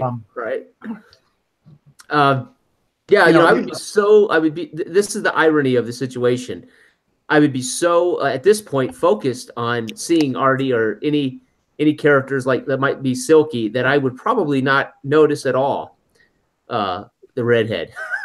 That's Well, the irony. Let's be fair and square with this. Why don't you make me a saving throw versus magic? Okay. Oh my god. And I'm just arbitrarily pulling out magic. Versus wands or spells? We're gonna call it spells. It's the same. Actually, it's the same number. So, ooh, not good. 7. Yeah. So yeah, you do as you scan through the bar, you know, you notice the shifty people, you know, and even though you can't quite make up all the details of their faces, you know, from this distance, you know the body language. And it's like there's nobody that's like really pointing, you know, like jumping out at you like this guy is here to scope the situation out, or here's a double cross, that sort of thing. Not from body language, you know, at least. And then you see Helena, and then you see her, and it's blurry. It's blurry, but there's the red hair, you know, and the hourglass figure. It could a little blurry, but you can tell it's that right shape, and you're like, okay, my God, what a gorgeous creature! Oh And in the background, the music from Love Story. right. Is that red hair? No, Helena. So I start trying to get Elena's attention from the balcony. I kind of turn and I'm like, oh God, no. Just like that. Oh God, no. And the woman was like, "What's wrong?" My name's Jasmine, by the way. Hi, Jasmine. Have you ever had those friends before that, well, you aren't really close to them, but you don't hate them, and you know you don't mind being seen with them, but then there's other times you do. Yeah, it's kind of one of those moments. And she does that thing where she kind of touches you on the shoulder. She goes, "Oh, I know," and she just touches you just a little bit too close. And, Yeah. I'm just like at that point, I go over the rail and drop down to the floor. It's like I do like a leap over the rail and drop onto the floor. as you drop, it's amazing. It's this amazing coincidence. You jump, you jump. So you jump, boom! You know, you land on your feet, cat-like, amazingly. And this is just as Artie the Weasel is opening the side door. I'm going, what the hell are you doing? And of course, I misjudged it, and I'm standing on somebody's tabletop, right? I realize I'm about 4 feet higher than everybody else in the room. I'm just kind of like, And Artie runs up to Jasmine's looking over at this. Artie runs up to like Gus and Otis in tow, and Artie's like, get down from there. Are you kidding me? If this guy gets spooked, the deal's not going to go down. What the hell's wrong with you? Yeah, I got it, Artie. And I jump off the table. But immediately I'm back over looking for Helena and the redhead. Yeah, and they're over the bar. I'm just kind of slumped down, like embarrassed now. So I walk up right between them, and I put my hand on Helena's back and give my best smile. So Helena, who's your friend? I kind of like sigh. It's Jasmine, right? Jasmine, Yeah. Jazzy, and I'm kind of just like, oh, I lost the whole thing. Kind of like this cannot be happening to me. And Jasmine like has this look on her face like she's just like drank curdled milk as she looks at him. I look right at her. Is that the kind of friend you were talking about? Oh, Yeah. Oh, Helena, were you talking about me? That's so nice. And I'll kind of put myself between Helena and Jasmine. I kind of scoot over now, kind of annoyed, and I'm looking over his shoulder like, I'm sorry. I'm sorry. So you're Jasmine. I'm the golden dog. I'm just like, like Zardock will have slowly been making his way up to the bar to this developing love triangle. At this point, Jasmine has like stood up, walks right past the golden dog without even like giving him a glance or even saying anything back to him, to sit on the other side of Helena. And I kind of turn facing her. Was it something like? Yeah. So you like my armor? I like your outfit too. You know. Oh, you do? Oh, really? What's it? We have a job to do here. This whole thing. So, as they're comparing fashion notes, and as Jasmine is looking longingly into Helena's eyes, it's amazing. It's coincidence. It's serendipity. It's fortunate that Hen's face head is turned the other way, so he's not recognizable. Because as Helena's talking to Jasmine, as Zardock is walking over, like probably, I'm not sure what Zardock is thinking at this exact moment. Like, why the hell did I ever get on that boat? It's coming to remind them we're here for a job. Right. Yeah. Not romance. So Zardock and Helena can see this squat little figure enter the tavern, and like he just looks shifty. Mm-hmm.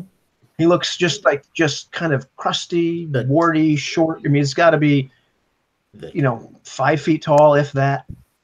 Probably as wide as he is tall. Fucking with a cane. And you're not sure, like, if he's just that old or if his skin's that wrinkled from being exposed to the sun all the time. But he walks and he sits down in this table near the back. And Artie, starts to walk towards him and sits down with him. Hen. I think it's Slicky. Is it Silk? I think it's Silky. So I'll turn and look. Do I recognize this short, squat figure? It is the Toad. The Toad. Oh, Toad. No, I say to Zardock, no. That's the Toad. I'm going to approach immediately the Toad. And I want to kind of get behind him, put my hand on his shoulder so he can't get up, from the table. And I'd go sit down right next to, take Helena with me, and we'll go sit right next to Artie. I go and I turn to Jasmine and I go, I'm sorry, I'll be right with you again. But my boss and mentor needs me. I swear. Thank you for the drink. I will get yours next one. And she's kind of like frustrated that she has to leave.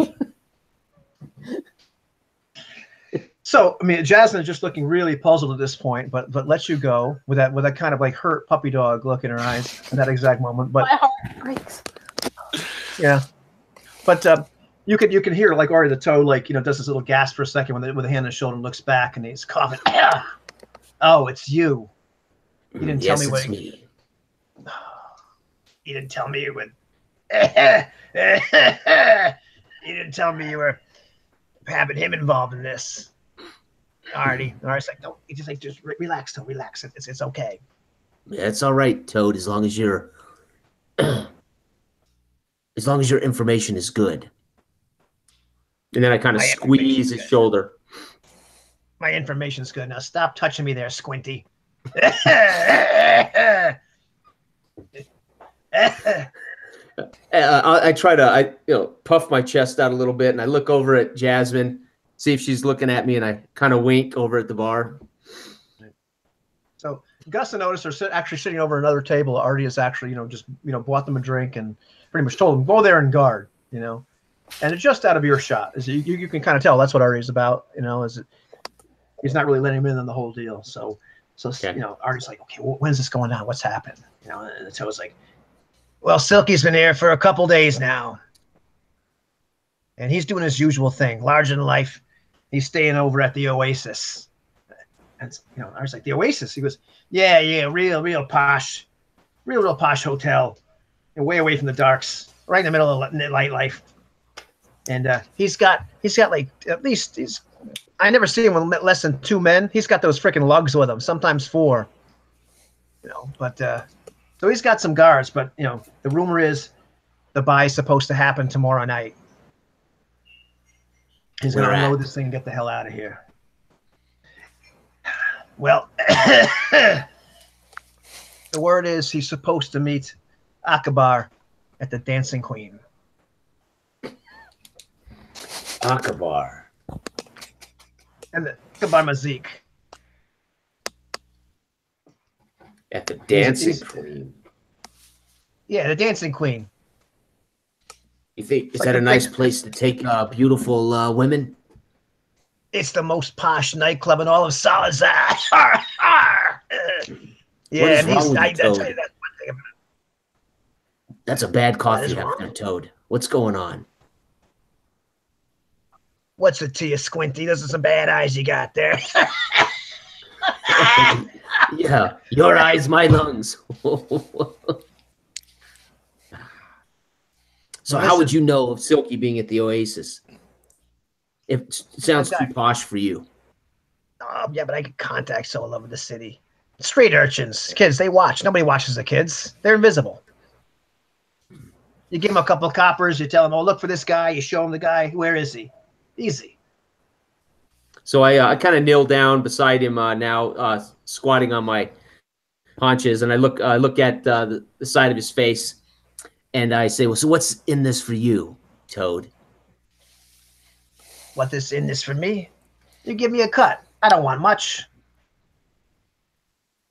I look at Artie. Artie, what did you promise him? 15%. Of your 15%, right? Yeah, sure. Yeah. Right. Yeah. He knows the reward is 2,000 gold, so I told him 15%. You told him 2,000. You told us we wouldn't get any more than 1,500 for that thing.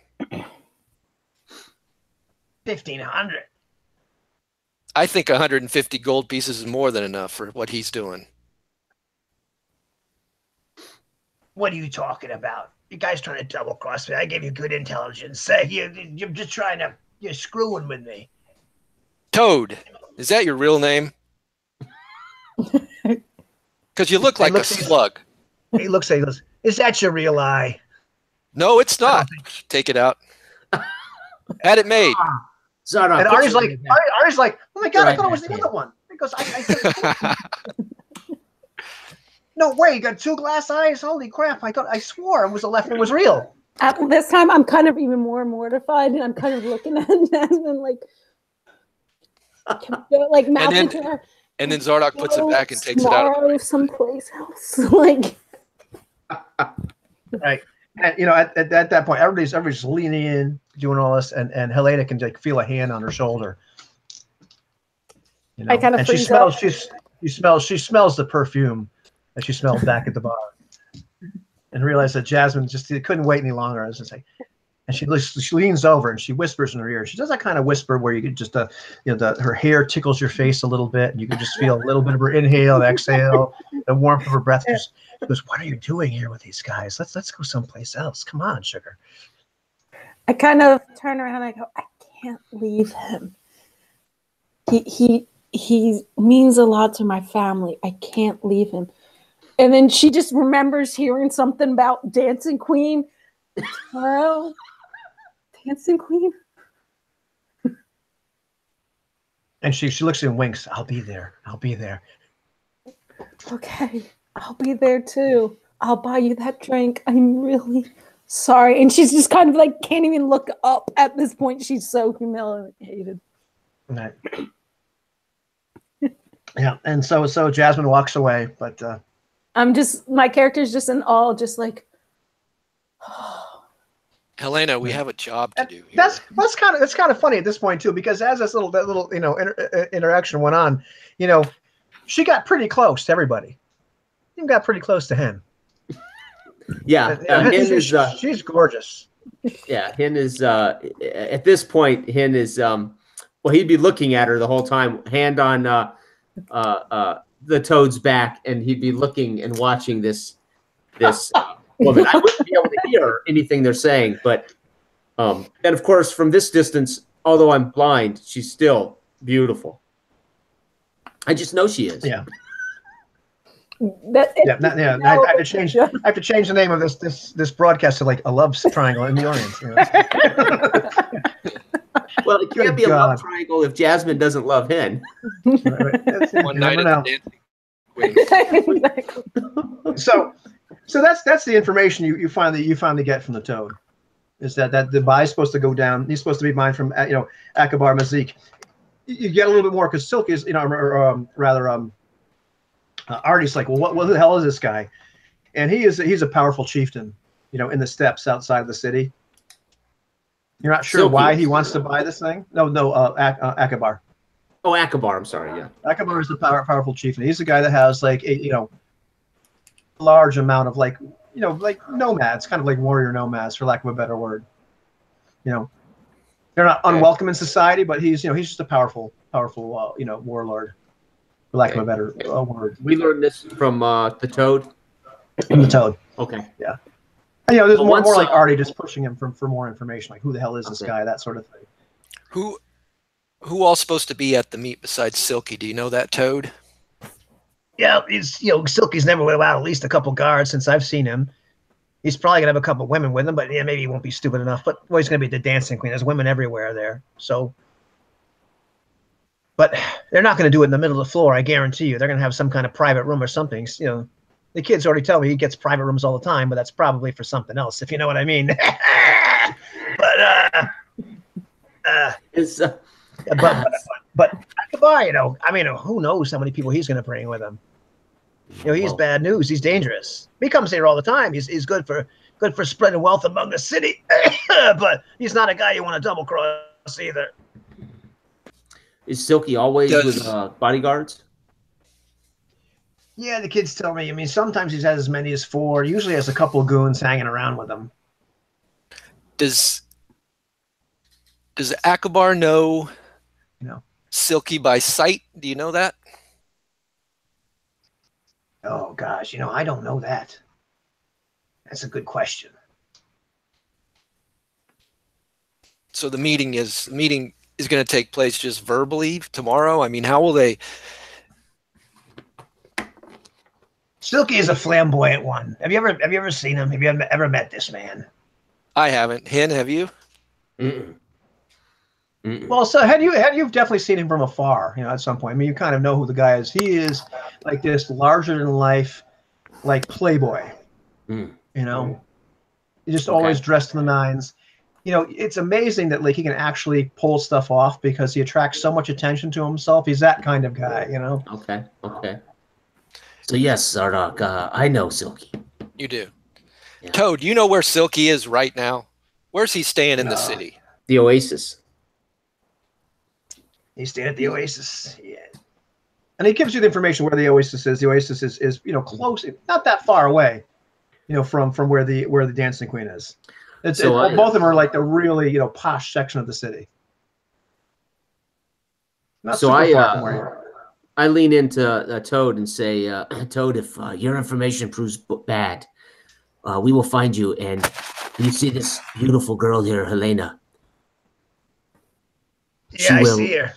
She will change let's say, your orientation, if this is bad information. I kind of hear him, so I kind of make sure I flash my hand axes and kind of like dust it off a little bit. Is that understood, Toad? No one else finds out about any of this. and you'll get your 15% of Artie's 15%. Of 1,500 gold pieces. I'm getting at least 150. And he looks back at Helena and says, yeah, I won't mess with you. It looks like you're already really good at changing orientations anyway. And he looks back over at Jasmine.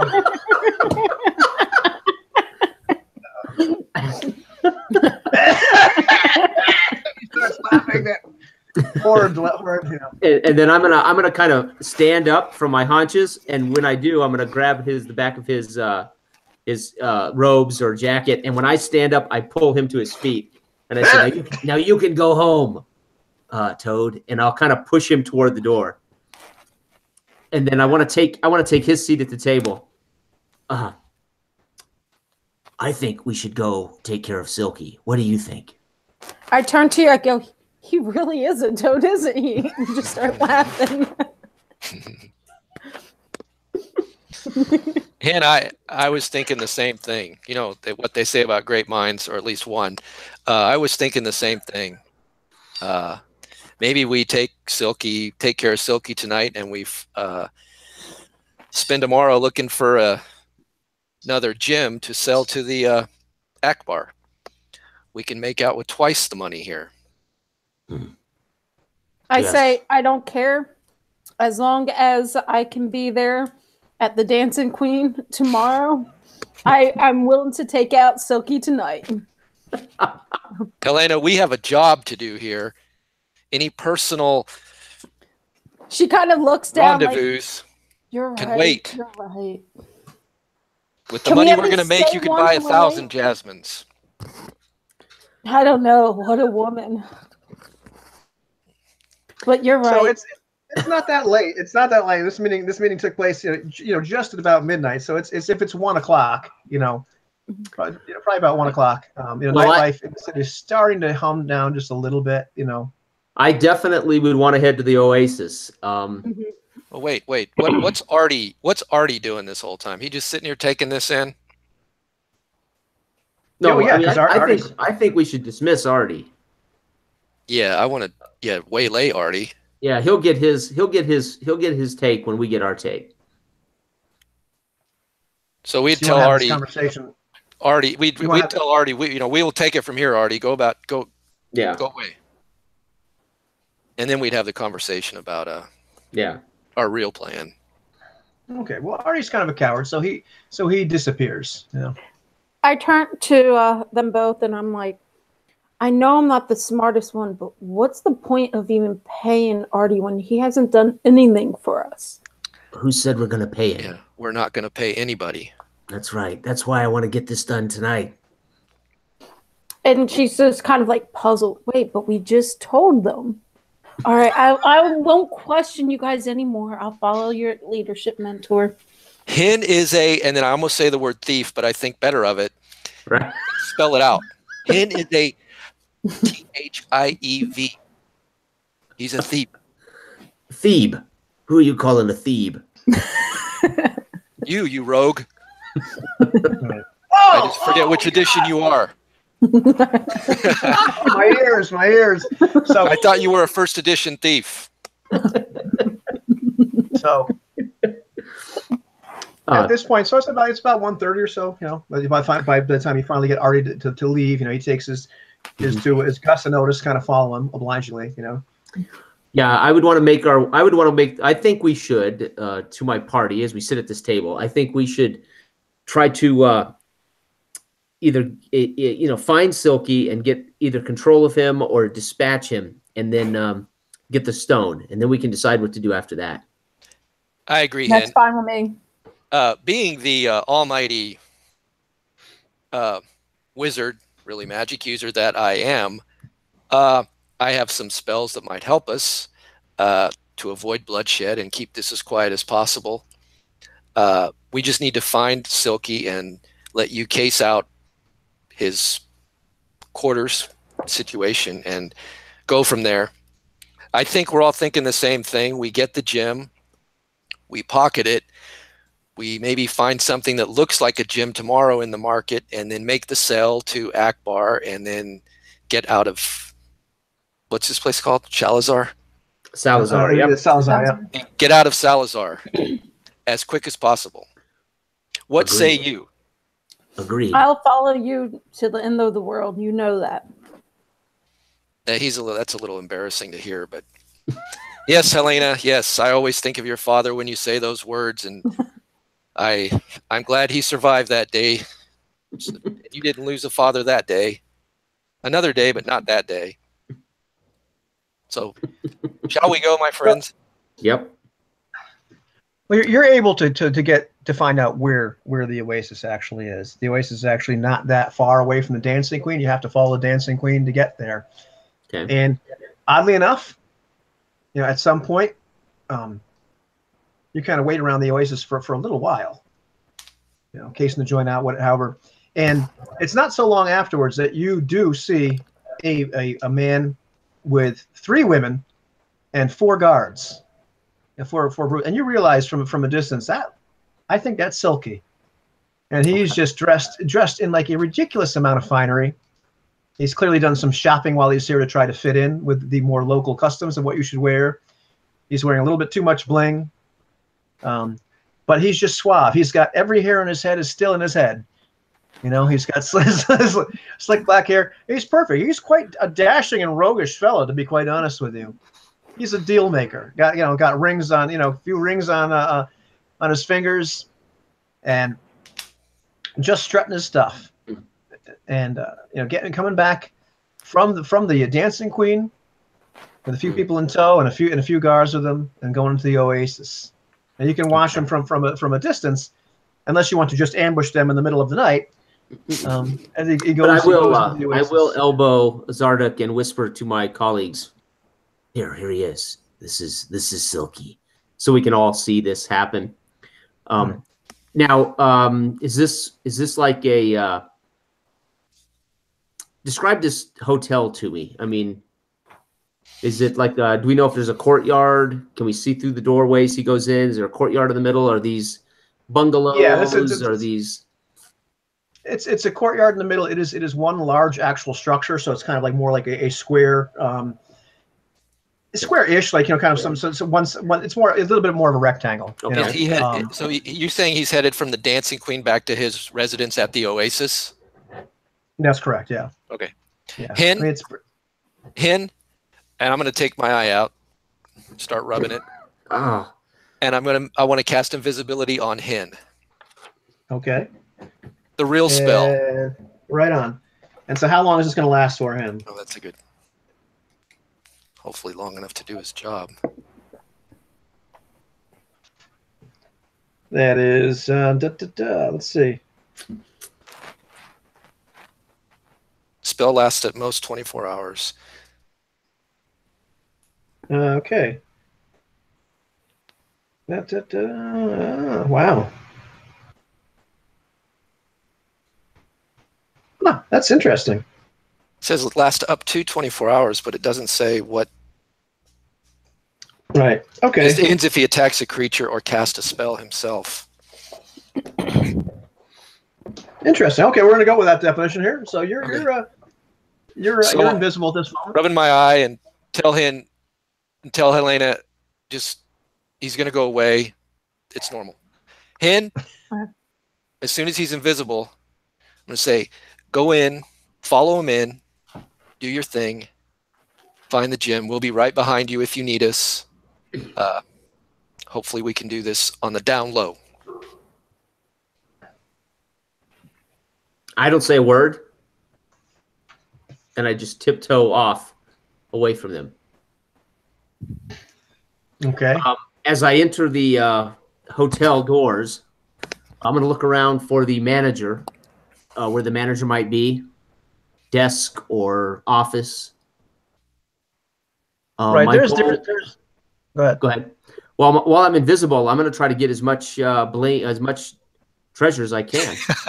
So I'm going to go try to get the treasure or gold from the manager. Oh my God. Okay, it's not every day. It's now, not every day. The manager's going to be a redhead named Jasmine. It's not every day. A thief is invisible to the world, my friend. Oh, there is a man at a desk. Okay. There are a couple guards nearby. You know, about as big and as nasty looking as the guards that Silky had with him. But for the most, everybody's dressed in some finery. It's obviously, you know, a couple young boys are there to like help carry people's luggage or whatever should they show up at this late hour. But the manager himself has a you can see he's got a bit of a bulging coin purse, but more enticing would be the fact that behind the desk there is a chest where there's clearly he's actually putting cash. Yeah. And that's exactly where I'm headed. Every once in a while he goes to talk to the guards, but it's within their sight. So I mean, you would imagine from just having been in this kind of situation before that normally should somebody go in and try to steal the money out of this chest, there'd be two guards all over them. But you're invisible right now. In the meantime, you can see that Silky and his entourage have moved down to the left, down one corridor, and have actually entered a room. Okay. Zardock and Helena will follow. Well, there's nothing to follow. We'll give Hin a few minutes and then come in as if they're a couple getting a room. I don't know if that'd be distracting to the owner. Not that we have any idea what Hin's doing. But as we're standing there, I'd probably comment to Helena, I hope Hin is getting the job done. Oh, yes. I hope he's taking care of the business back home. Yes. We need to be quick about this. Hopefully he's not muffing about in here. Yes. So back to Hin. Oh, sorry. Go ahead. I hear their talk and I see them come in, but I make no never mind to it, and I head over to the treasure chest and kneel down, get as close as I can to it, inspecting the lock. I want to see if maybe it's locked or if there might be some trigger on it. Really? Okay. Well, let's see. Go ahead and actually, I'm gonna just roll this trap thing for you, just in case there might be a trap on it. All right. Yeah, it doesn't look like there's any kind of trigger or anything like that. It is locked. Okay. I will get out my thieves' tools. Right on. Go through them very diligently to pick the exact right tool. And then I will get it in there and start working it nice and slow. I'm in no hurry. I've got 24 hours. I mean, I may be at this all night long. I may rob this entire hotel. Working on this lock. Helena, the clock is ticking. I sure hope Hin is going about this the right way. The manager, he's good at his job. He knows what he's doing, so hopefully he isn't too sitting down on the job. You're right. You're right. I mean, you did put him, in charge, honey, to take your place. Course. Yes. So when the two of you kind of walk into the lobby, if you will, the owner, being very used to seeing couples there where the man is quite a bit older than the woman, goes, "Oh, hello, welcome, my friends." Yes, we need a room. We need a room. Oh, yes. And he looks at you as, "Oh, I can see that you do." And he winks, "Yes, yes," and slaps you on the hands. "Yes, my friend." I kind of let gonna look out. So, Hen, give me an open locks roll here. So he's moved away. Yeah. The manager moved away. He's talking to them. Yeah. And the guards are watching him with the. Yeah. How big is this chest? Can I just pick it up?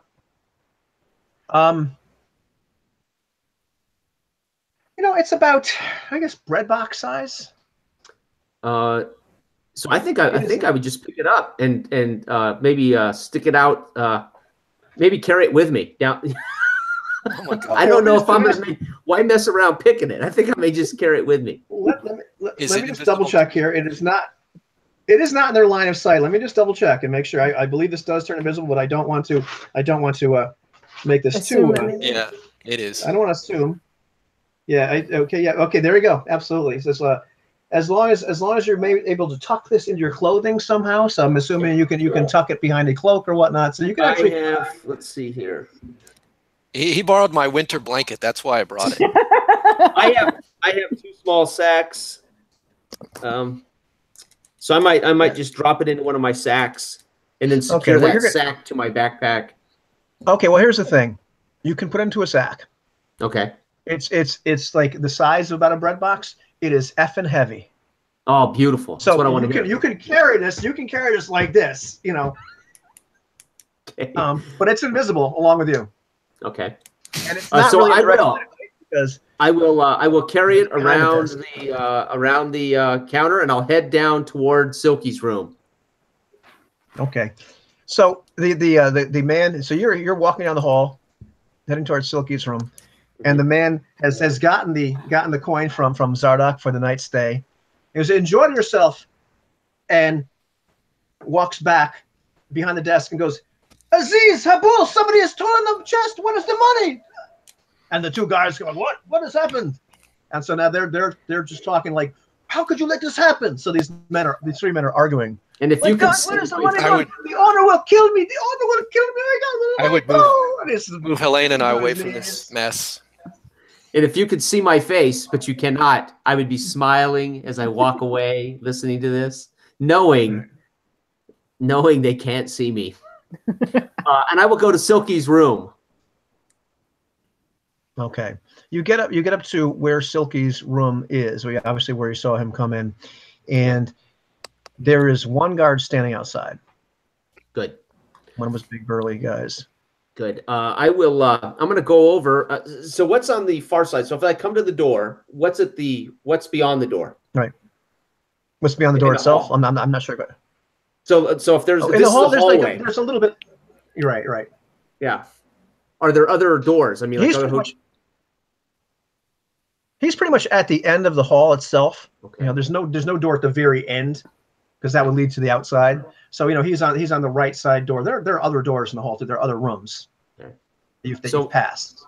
I want to go into the line of sight of this guard.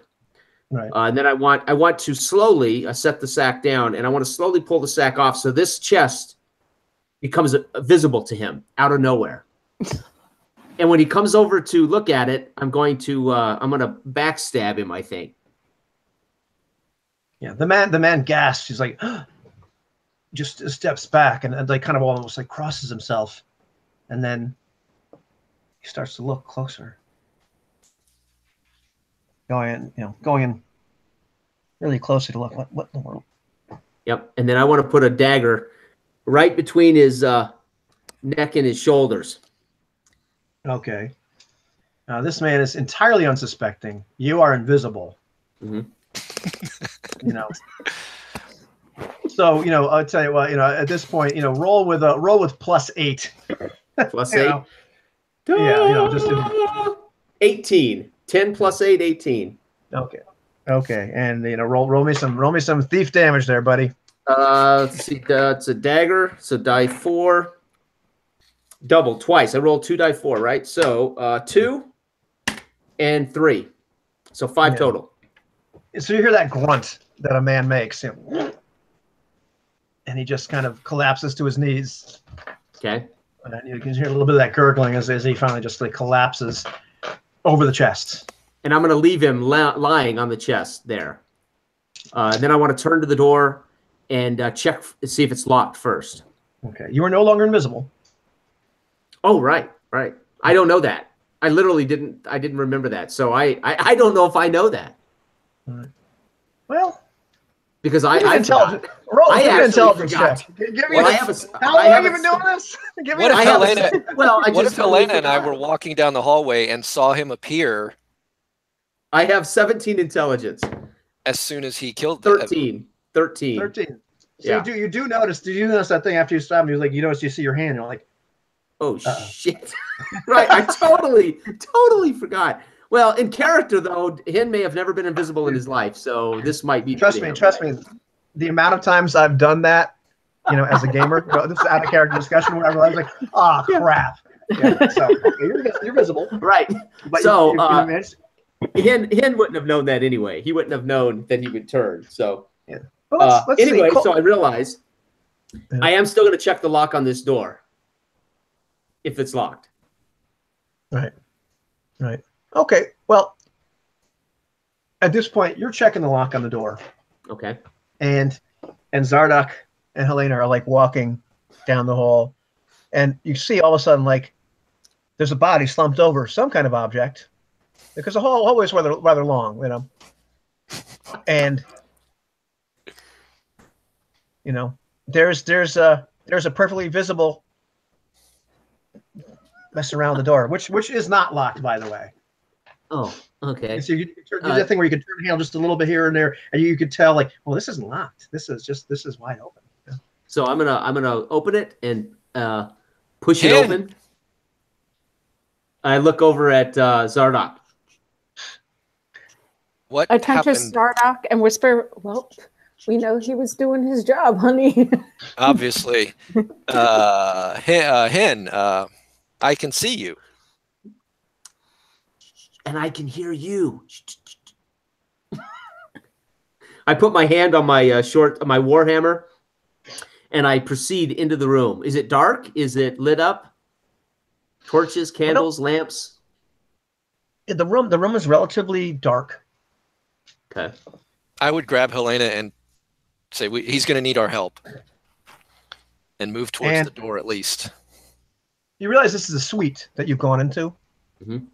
You're not sure where the other 3 guards are at this point, but you hear the sounds of lovemaking, nighttime frivolity coming from one room that is clearly there are silk curtains behind it. So I put my hand on my my hand axe as we're getting closer to the door. My goal first is to identify the first guard I can, and then it will be to sneak up on that guard and thump him. So I'm for the first person I can see. Right. That isn't Silky, unless Silky happens to be the one not engaged in the after hours entertainment. As you give yourself time to really take in the situation, figure out what's going on, you realize probably the only thing that saved you from announcing your entrance with too much noise is the fact that Silky is already making quite a bit of noise himself. Okay. At this point. And as you really start to scope things out, you can see there's a couple guards out there on the balcony, and they're actually, smoking. One's got a pipe out, passing the pipe back and forth. Okay. And you can see there's one other guard in the room, like at the far end of the room. His back is to you. Okay. But and you almost think he's like giggling. You realize he's probably just enjoying himself a little bit of voyeurism. Gotcha. I'm going to point to Helena. I'm going to point to the men on the balcony, and Zardock to the men on the balcony, and then I'm going to pull my warhammer and I'm going to charge that the guy that's giggling to himself. I pull up my shield now at this point, so I have my hand axe. I wanted no bloodshed. All right, so you're gonna so Hen, you're gonna get a free attack without initiative because you are just kind of like blindsiding this guy entirely. Okay, and it's not a backstab. I'm just looking for the +2 charge. How big is the room? Can I go 10 feet? Yeah, I mean, you're not even going to get real charge distance in here, I suppose. Okay. So it would just be from behind, +2. But you would be able to attack him from behind, yeah. Okay, and then I have an attack bonus of +4 total, right? Okay. Yeah. Actually, it's strength +1, so I have a +5 total, counting the from behind. Right. Okay. Good. Okay. Yeah. 8 total. Okay. And what were you attacking with? My warhammer. Yeah. So I'm assuming my nearsightedness, I stumble over something. Yeah. Well, there's kind of a thunk as you bring this warhammer down, like right next to the guy. And we're not quite sure if the man moved or heard you coming or what it was, but he just shifts just a little bit. Thunk. Oh, damn. What are the two of you doing during this moment? If we're as soon as we enter the room, I take in the situation and looking. You said we can see some guards on a balcony. Is it an open or is there a door? It's an open balcony. Open? Yeah. Okay. And you realize that there's actually like the courtyard of this place, even though you were like on nominally like the ground floor, there was a slope, so you're actually on the second floor on this side. I want to cast Phantasmal Force and create the appearance of a wall between us and the balcony. And it is so. Boom. There's now a, I'm at this point facing the bed and the curtain of the bed, but I have the shield up. At this point, I'm not sure if they behind the curtain has heard and armed themselves. I'm not chancing it, so I'm kind of putting the shield up and readying for any action that might happen. right. So there's quite a bit of noise going on. So really, what's kind of simultaneously happening all this at the same time is that Hen is missed with his warhammer, made a thunk. You hear almost like the like gasps of the men on the balcony as it just from their perspective, the open doorway has all of a sudden been covered by a wall, and they're just like almost arguing like, where did that come from? How do we get out? Sorcery, deviltry, but they're clearly making no effort to get beyond it because they probably think it's really there. And at the same time, Helena is able to push back the curtains a little bit, and none of the people involved there have noticed that she's there. They're too involved in what they're doing. Chess is a intense game. Silky's back is to you. He is. There are two women engaged with each other, and Silky is engaged with another woman. And we'll make it PG-13. Use your imagination for what that looks like. They're playing Twister. They're playing Twister. Yes, they're playing Twister. The point is they're not With noticing you. on. So Silky's back is to you. I turn to the magic user and I kind of mouth, "You want me to take him out?" Yeah, take Silky out, chase them away. Okay. So I'm gonna just take my hand axe and just clunk him right over the head. Okay, give me a good roll with +2. So your total is +6 with your melee and the from behind. All right. So it is not a natural 20, but it's 20. I rolled a 14. So okay, and roll your damage. All right.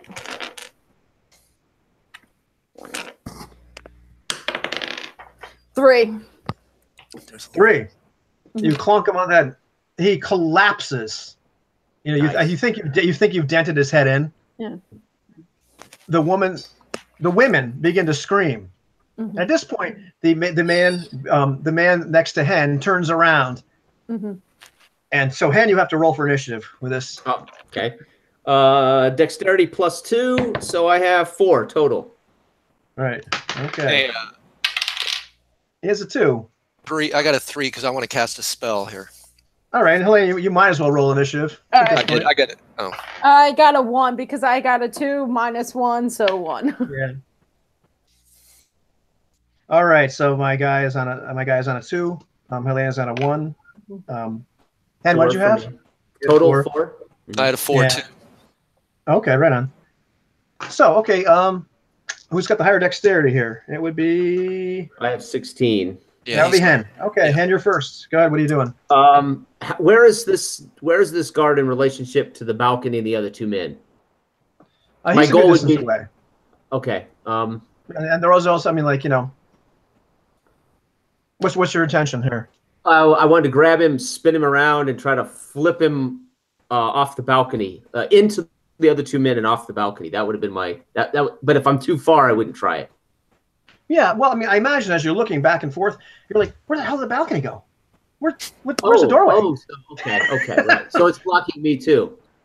Gotcha. Yeah, from your perspective, there's a freaking wall where there was once a open door just a minute ago. Gotcha. Okay. Yeah. So then I'm just gonna smack him with this thing. +3 to hit.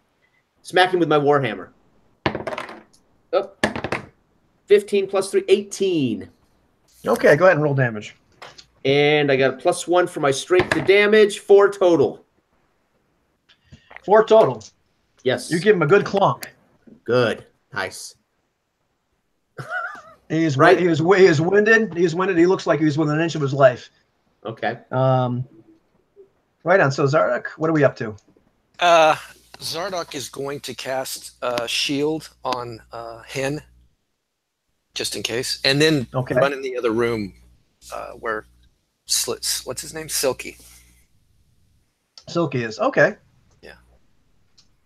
Right on. You can do that. And at this point, we have our one guard who is really pissed off at Hen. Hen. What's your armor class there? I got your armor. My AC is 15 with my dex. Oh man, he just hit you. Okay. And Wait 2 a points of minute. that. So shield doesn't work on him? Oh no, it does. I'm sorry. No, your armor class is heavier. Never mind. I forgot. He actually was about to connect with you. Good. Oh right. Totally forgot shield. And he I forget. It just hits this invisible force right in front of you. Okay. Looks like he was just about to get you. And I am as surprised as he is. I'm like, pow.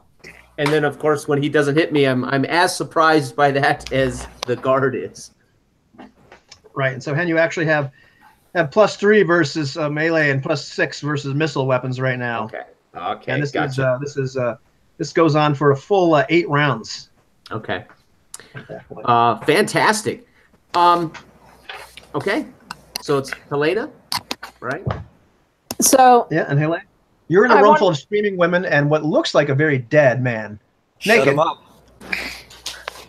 So I look up at them, and I'm going to just, because I feel kind of bad, what they just experienced. They have nothing to do with it. I turn to them, I go, if you don't shut up, I will do you guys next. Worse than him. So I'm going to try to let's see. Type thing. Let's see how they do here. Let's see how they do. Let's see if any of them don't shut up. So one of them is completely silent, and they're making those sounds like, and they're just really, one of them is like almost like everyone's all like, but they're trying their best to like shut up, but they're like absolutely scared out of their minds, and one of them like almost starts to scream. The other one's like putting, and you can in the meantime you can hear these 2 guards, still trying to figure out what's going on, as behind this wall. However, at that exact moment, and I'm gonna say this because another spell got cast. Okay. The wall kind of shimmers and disappears because as the shield spell finally went into effect, Phantasmal Force, I just rechecked, was concentration. So the wall kind of shimmers, and the 2 guys are there looking, and they look in the room.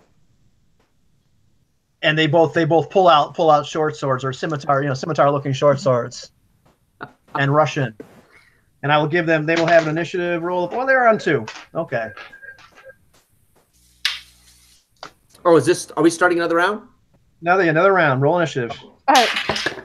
5 for me. 5. Wow.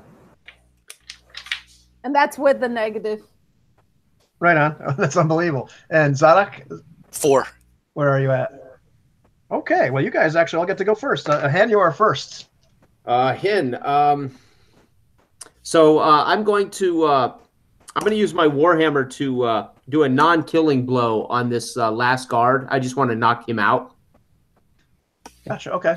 Okay. So basically, my goal here is just to finish him off, but do it with non-lethal damage. Knock him unconscious. Gotcha. 14 plus 3, 17 to hit. Okay. Yeah. You're able to knock him out. You don't even roll damage. You can just clunk him at that point. So I'll just smack him in the chin, basically, and use my my end of my Warhammer. I'll just lower him to the floor. Yeah, he goes down. And Helena?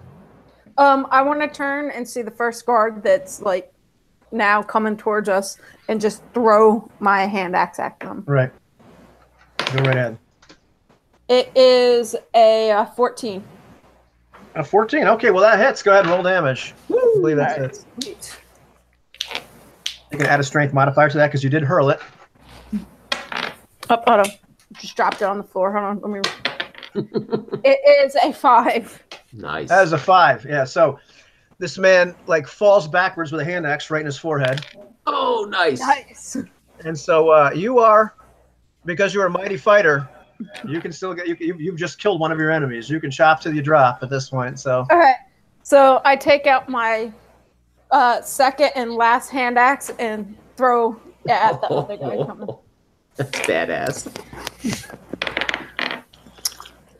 It's a 4 Ooh. with bonus. It's a 4. No bonus. That's pretty cool. That one actually flies right past them and goes off the balcony and into the courtyard somewhere. That was pretty badass. All right, whose turn is it now?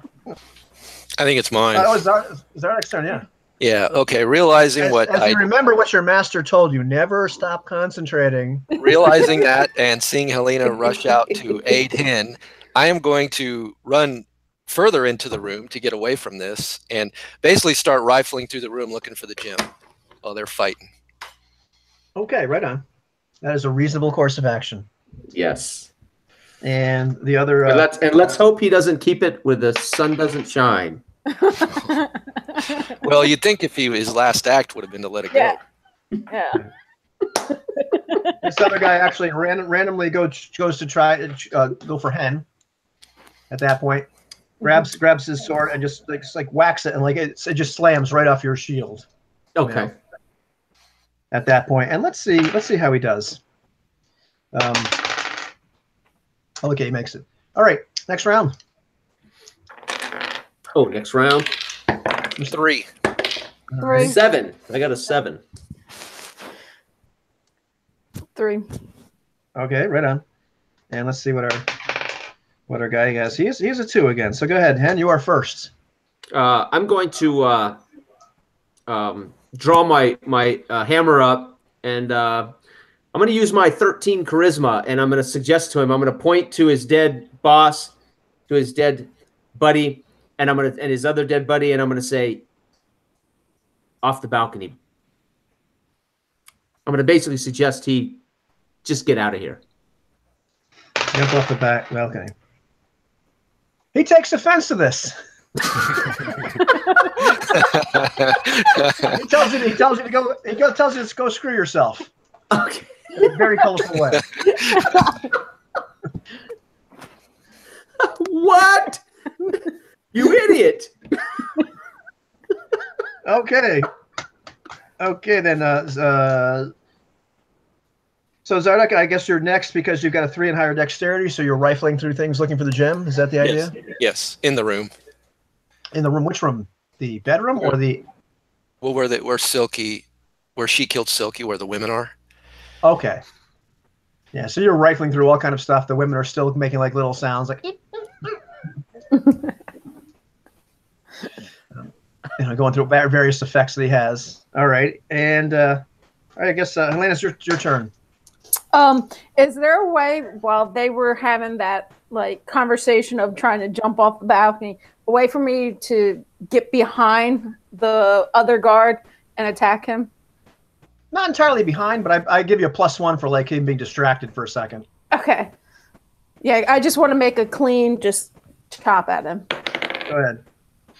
All right, it is a 11. That's an 11 with all the bonuses. Mm-hmm. That's with all the bonuses. I rolled something, Right guys. Right on.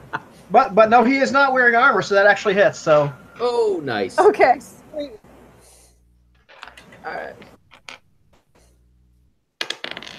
It is an 8. Ooh. Okay, so pretty much the deal is he told Hen to go screw himself, and then you chopped his head off. And it makes that coconut sound as it goes careening, across the room and into the room. So his headless body just drops to his knees. This man that just pretty much told you to go do something impossible, and I kind of point my sword at him and I go, now listen, I saved your ass. Now you give me tomorrow some time alone with Jasmine. And I wipe the blood off my sword. Anything you want, girl. Anything you want. Yeah. I'm going to take one of my sacks and tear it into a strip, and I'm going to try to tie up this guard I knocked unconscious. That's what I'd like to do next. Yeah, you're able to do that. And let's see. There's still a dead guard in the hallway on top of it, slumped on top of it. Yeah. My chest. That's my chest. On top of your chest. I'll be going to get that in a minute. Let's see. Yeah, well, there's been a lot of commotion outside. So, we're not sure if it's still there, but the dice already told me whether it's still there or if anybody's noticed that. So, in the meantime, Zarek, as you're finally rifling through all this stuff, with the frightened women there, you come across like this sack, and you feel something like hard inside it. It's like plum sized, you guesstimate. And you're able to take it out of the. Yeah, it's like a black velvet bag. Almost like you might put, I don't know, dice in, but but you pull it out, and Does it's it like say remarkable. anything on the side? Yeah. Dungeons and Dragons. Dragons. No, it says just Crown basic Royal. fantasy, Crown Royal. not Dungeons and Dragons. It says right there. Dungeons and Well, that's Dragons. yeah, there It's you not go. single malt. I'm putting it back. No, but you pull out this thing. It is, it feels like a gemstone. It's got that kind of really hard feeling. It's spherical, but it's faceted. It's got and you're not sure how many facets this thing has. 120, maybe more. But you can feel the little edges all over. And even in this light, because he did have some mood lighting set, so you can see some candlelight and everything. It is it's just like people said, like it's this dark, deep purple. But as you turn it seems to change colors, and it's almost like, I hate to use like similes, but it's like, ever see one of those paint jobs on those cars that were really popular years ago? Yeah. Where it's like that. It's like opalescent. It keeps changing color. It's like probably one of the most remarkable things you've ever seen in your whole life. And you can see why people would kill for this. This is just like, you've never seen anything like it. Even in all the magical tomes you've read about, all the various, it's like, what the hell is this? It is just like remarkable. Okay. I will take it back outside to them, since it's probably quiet now, and say, I've got the gem. Good. And I'm gonna go over to the door and listen to the door while he comes out and tells us he has the gem. I want to listen out in the hall. And then I want to wrap it all back up, and I want to give it to Helena, and I want to say, and I'll just look at her and say, with your life. I go, yep, not a problem. And I just get it in the most sacred spot as possible. And then I go over. That's not where Silky kept it. I walk over. Oh my God. Try to take We're right back to before the broadcast again, aren't we? Take it out before Jasmine. I go and try to get the axe out of the one guy's skull. That I had. We need to go. Let's move. Hurry up, Hen. Right. Yeah, In the meantime, just wait. I'm listening to the door. What you can hear over to still the is still like what it sounds like arguing outside, but it's from a great distance off. And it sounds very much like the voices of the men that were arguing before when the chest went missing. Okay. I'm gonna crack the door and see if the body's still there and if I can see the chest from here. Body's still slumped over something. It's a good chance it's the chest. It looks like at this point, this time of night, nobody's come down this way so far. As you're able to hear more, you can hear like the sounds of more conversing. And if you peek out, you can see like way down the hall. Like this hallway really isn't lit at all. Okay. In fact, you didn't quite see what room Silky went into. You saw him go down here before, but you seen the guard. You knew, okay, that's Silky's room. Right. But the actual main entryway is lit up relatively well with lamps, and you can see a few guards, like city guards, talking with this very, very upset man that was there at the desk. The two guards and another man, big fat guy who seems very upset. Okay. Well, you're thinking probably might be the owner of the establishment who is now berating this man for losing, quite a bit of money the entire day's take, which you realize is probably in a chest underneath the dead man. Okay. Let's go, Hen. I'm going to go out and I'm gonna grab the feet of the dead man and pull him off the chest, and then I'm gonna grab that chest up and go into the room and shut the door behind me, over to the balcony with my friends. And I'm going to ask Hen, where's the dead body? In the hall. We need to bring it into the room. And I'm holding the chest. Help yourself. I'll go and grab the body and drag. You may have one eye, my friend, but you have 2 good arms and 2 good legs. I'm standing there with my chest. I'll remind Hen, we came here for the gem. Yes, you did. And we got that. And look what else I've got us. Yeah, a lot of trouble. We could have done this without shedding blood. So when I get to the I door, tried. don't want to just open it and go out there. I kind of want to be quiet, see if anyone's in there, and try to quietly drag the body in. Yeah, you're able to do that without a problem. You can still see the men kind of arguing and whatnot, and it looks like the man that's rented you the room for the night is crying at this point. I think it's a very sad looking scene. I think we should put the bodies, hide them if we can in here, lock this door from the inside if possible before we leave. We need to give ourselves some time here. Yeah, I'm not setting down this chest. I'm looking off. How far is the balcony? It's a good 10-foot drop. There was a little bit of a hill right there, but so let's make sure we all understand here. We've got a bedroom we've got a bedroom with 3 naked women in it, that are like crying and trying to not to make a sound because they think you're going to kill them. We've got 3 dead bodies here, messy dead bodies. One of them is 4 messy dead bodies. I'm sorry, I forgot about the decapitated one. And one that's unconscious. One is unconscious. And then we've got an unconscious guard tied up who is just starting to come to. Did you gag him? No, I didn't say I did. So no, we'll say I did not. Okay, I'll be right back. Yeah. All right, well, if he's taking a break, I'm gonna take a break. Okay. So, but that's your situation. That's your situation right now. Okay. And you've got a chance that, by the way, just give you an idea, it'd be very hard to actually carry that and somehow rappel down the balcony on a rope or anything. I have a plan to put it in a sack and drop it over the balcony. You have a plan? Oh, that's awesome. What could possibly go wrong?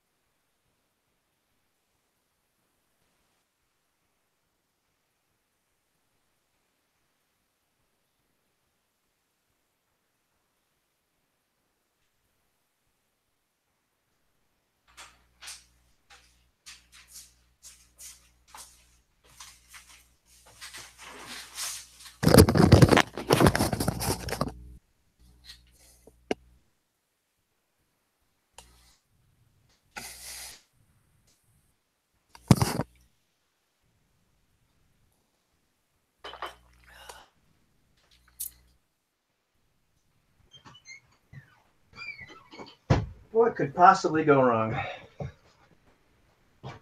Well, that was double spell failure tonight. That was something else. Yeah. I have the number of times I've forgotten that invisibility gets canceled that way is a long time. I went to go look at the duration of Phantasmal Force. I'm like, oh, son of a bitch, you just ruined it. Sorry. I wasn't going to say anything about it unless I wasn't going to remind you because I didn't know. Maybe you played it like that. Good call. No. It's been a while since I've like every single one of these clones will some treat them a different way. So I have to go back and look. That's one thing I've never. Do you know how they're doing concentration in 5e? No. Mm-mm. It's like you can do anything else, you just can't cast another concentration spell. Right. It seems it's anti-intuitive. Is that a word?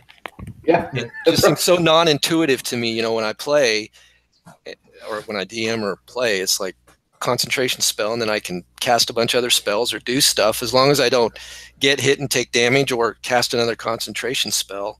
I'm good. And it's like, man, I must be using a bunch of different parts of my brain here at the same time. But anyhow, getting back to our very perilous and precarious situation. There you are in this room.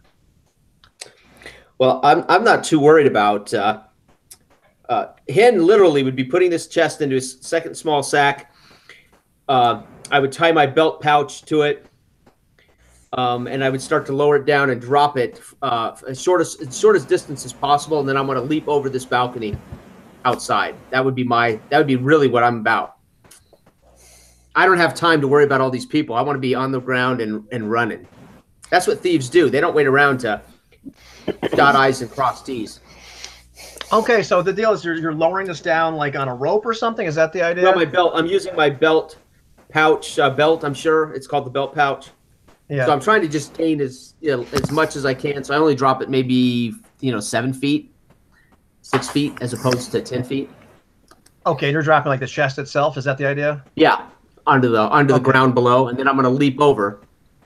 That's okay. Well, it's a heavy sack. I mean, so you're able. I mean, it's really tough for you to do that, and like you clunk it down. Now, maybe it's your eyesight. I'm not sure. You hear the thump. You hear the thump, and it's like amazing. Like you hear the thump, and right at the very same time, like literally, you let that go, it thumps. You hear like a cry of surprise. At the very same moment, a grappling hook just like goes right on the balcony right next to you. Almost hits you in the head. So it's almost simultaneous. Like somebody throws a grappling hook up, you drop this bag, you shock somebody. Okay. And now, like the rope on the grappling hook goes a little slack because now you hear like these sounds, like, oh, and you hear these guys talking or somebody talking this really guttural tone. So you're not really sure what language this is. Okay. And I step back away. It's okay. You're stepping back. Okay. You hear these like away from sounds the of surprise and discovery. And I turn to Zardoc and Helena and say, "We have company." We do. Can we see? I point to the grappling hook.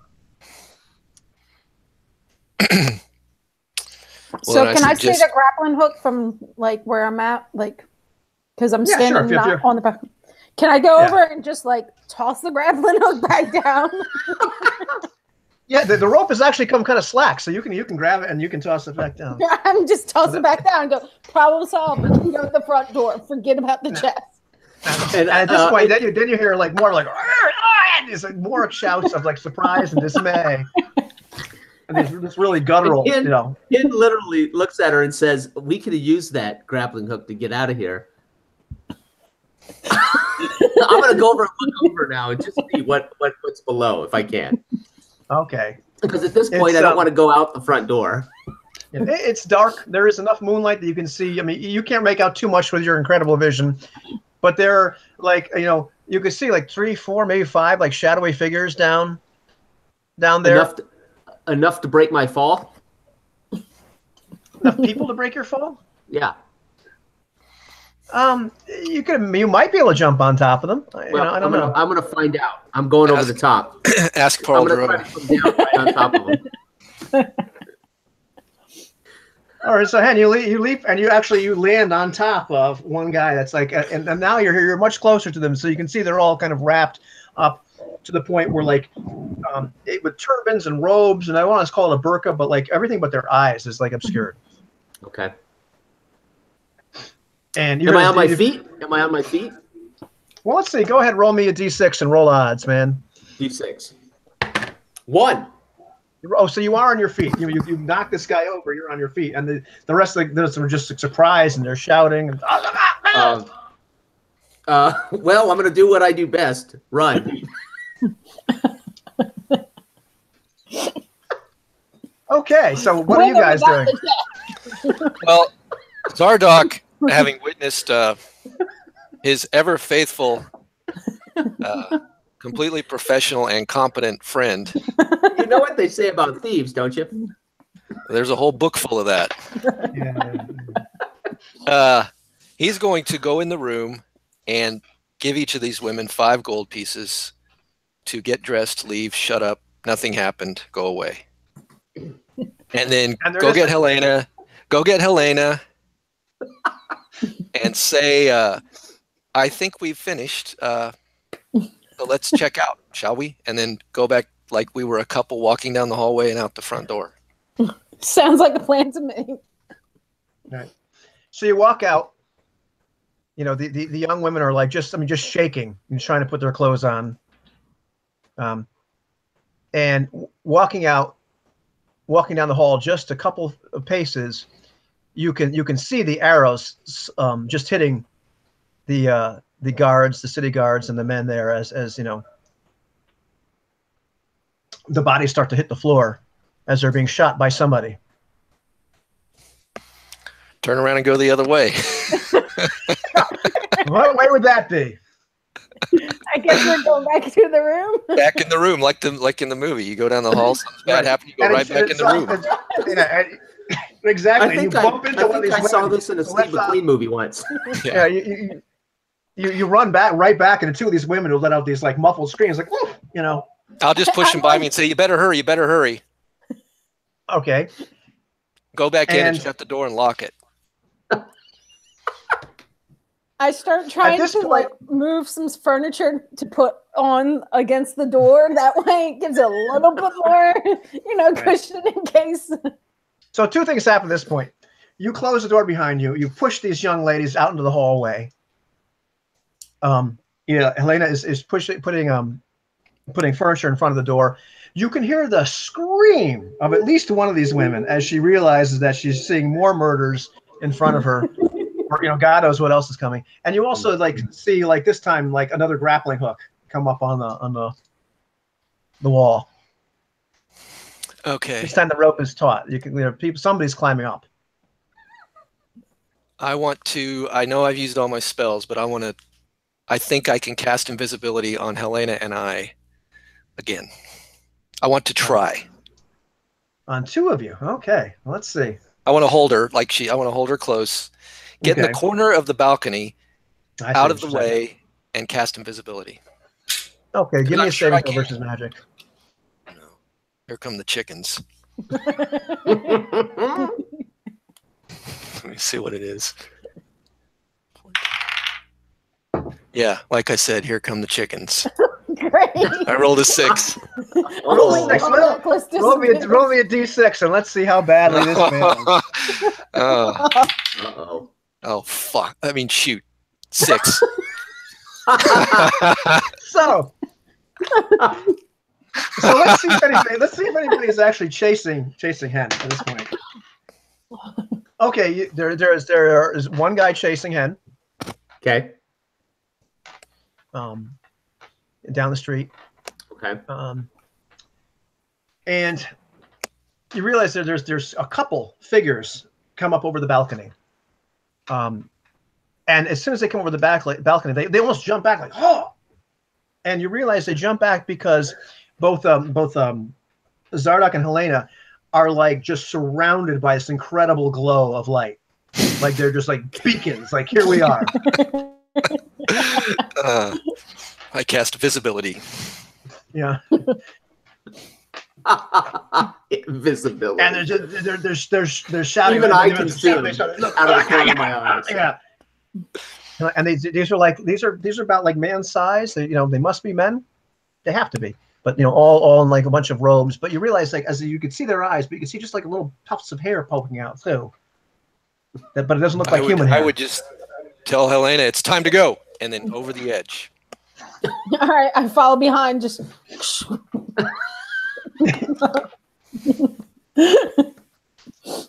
Okay, I tell you what. Give me my necklace and holding tight for the little. Give me a. Try to roll your dexterity or less in order to get past them to jump over the edge. Oh, jeez, 1.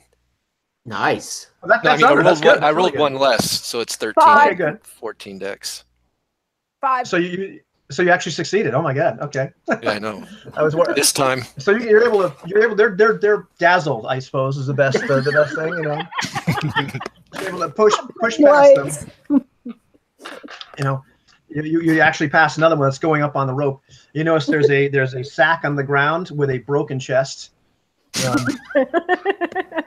You can see the glint of gold in the moonlight. There must be 200 gold coins right over there, spilled all over the place.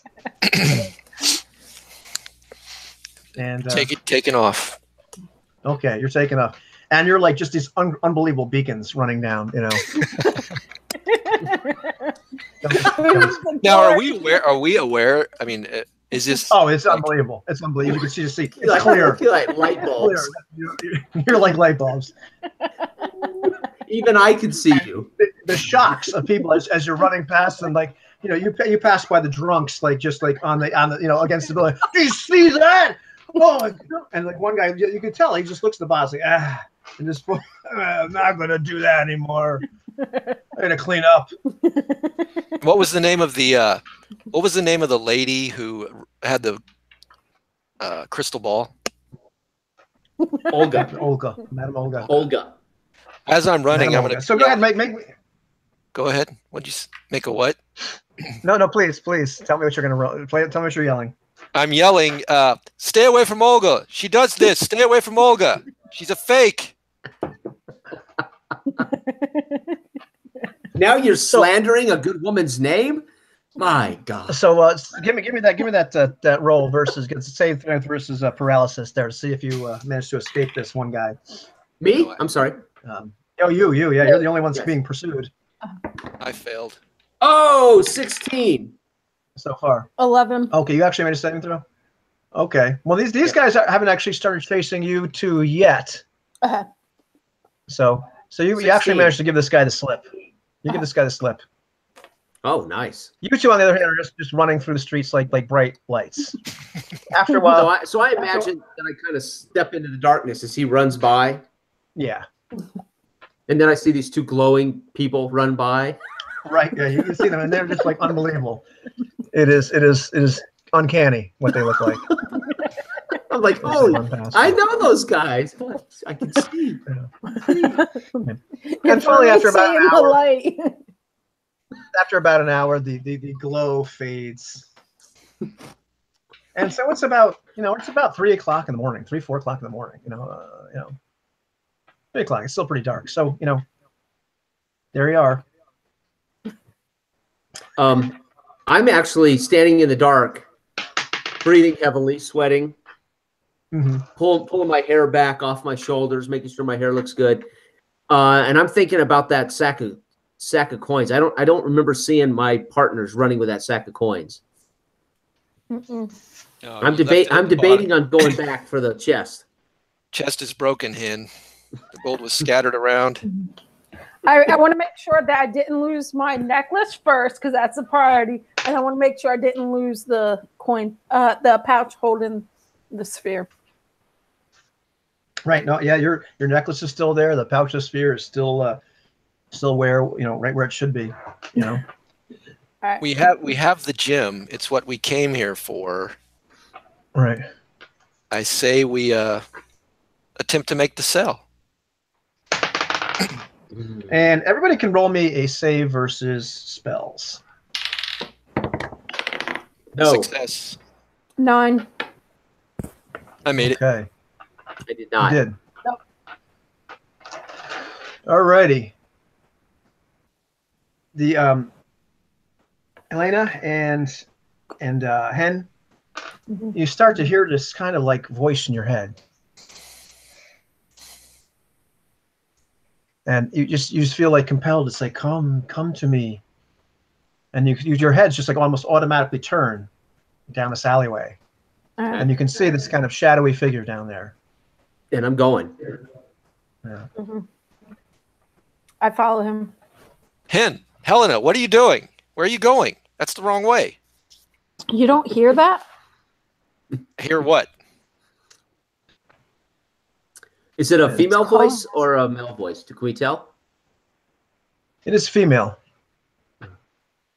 This the most beautiful voice you've ever heard in your life. It's mesmerizing. It must be Jasmine. It has to be Jasmine. No. We have the gym.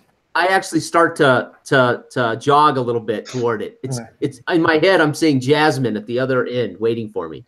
Okay, as loud as I'm pushing and jogging with Helena. So now we're just like fighting. I'm trying to trip him. As loud as I can, I'm going to yell, thief. Yeah. So Helena and I are fighting to get to Jasmine. Yeah. And you yell thief at the top of your lungs, but neither of them are really listening. It's uncanny. It's the first time you haven't seen Hen run at the mention of that word. And so, well, I know Helena's got the gym, so I'm going to follow them down there. Right. And the let's see. So we'll go odds evens. Who actually wins? So we're gonna say Hen is odds and Helena is evens. So Helena actually gets to this figure first, and Yes. the figure, and the figure just kind of embraces you. I trip him. That's how I got there first. You've tripped him. You've tripped him. Okay. And let's see. And you just like you come to this embrace of this like beautiful creature. It's hard to describe, but they're all dressed in, they're all in black. You can't really see their face, but you take 2 points of Constitution damage. Ooh. Oh God.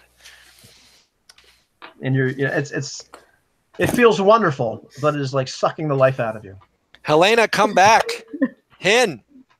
And of course, I'm still stumbling toward it, just because she beat me, right? I'm still going toward it. It's the most exquisite Pain feeling ever. you've ever felt. Yeah. I'm enjoying the pain. Yep. That's so funny. Okay, once I can see what's going on, I'm convinced I can cast Phantasmal Force again. I want to cast Phantasmal Force and make whatever is hugging her into the ugliest, scariest creature she's ever seen. So I picture him is what I'm seeing. Okay, well let's see.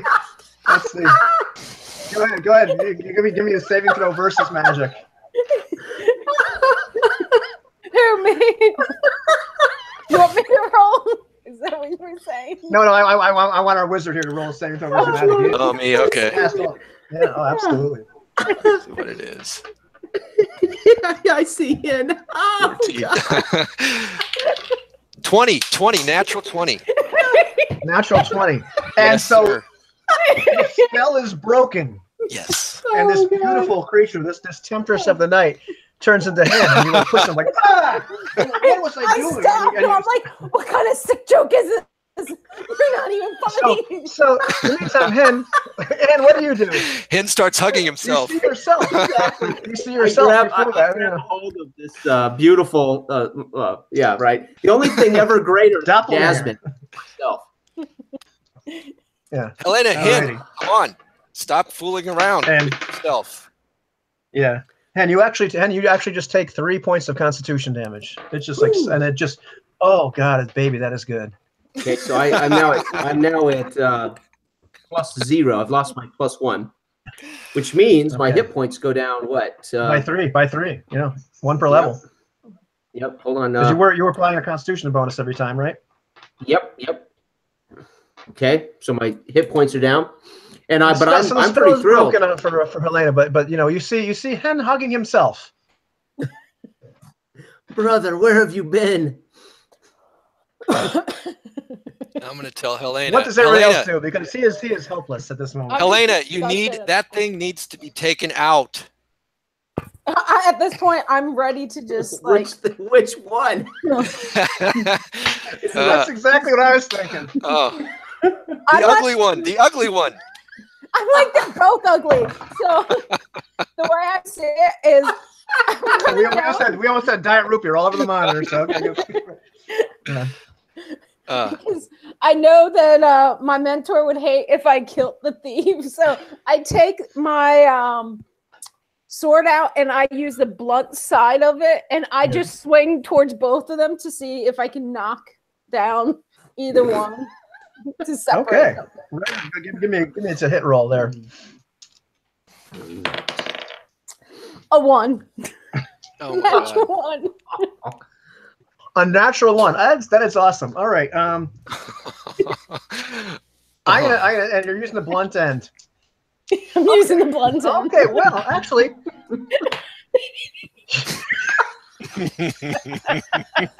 Well, there's good news and there's bad. Forgive me. The good news is you crack. Well, the bad news, I suppose, you crack hen, the real hen, right in the back of the head, like boom, like real hard. You know that thing like where you walk, and the good news is that's broken the spell. Good. That's good news. Bad news is, and and just like, oh my, what the fuck, but you start to hear it again. My darlings, come back to me. Come back to me. Take care of it. Still clearly trying to get you back under its sway. Can I see what it is now? It is once the spell's broken. Once the spell's broken, it still looks like you.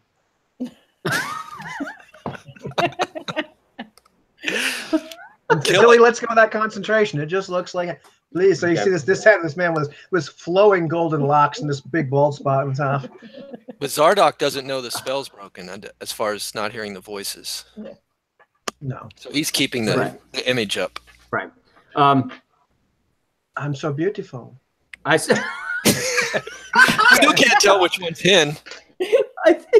I think I'll run. I'll start running again. Right. Yeah. This time you're running away from it. Oh yeah. Just at this point, I realize I'm hugging myself. Yeah, I want to get it as far away from it too, because 2 of them is more than I can handle. Right. So now he runs. So I'd probably run the opposite direction. Right. Because we went to her, so I'd probably keep running that way, right away from her. Out of the alleyway. Right. Yeah, I guess is it an alley? Yeah. Yeah.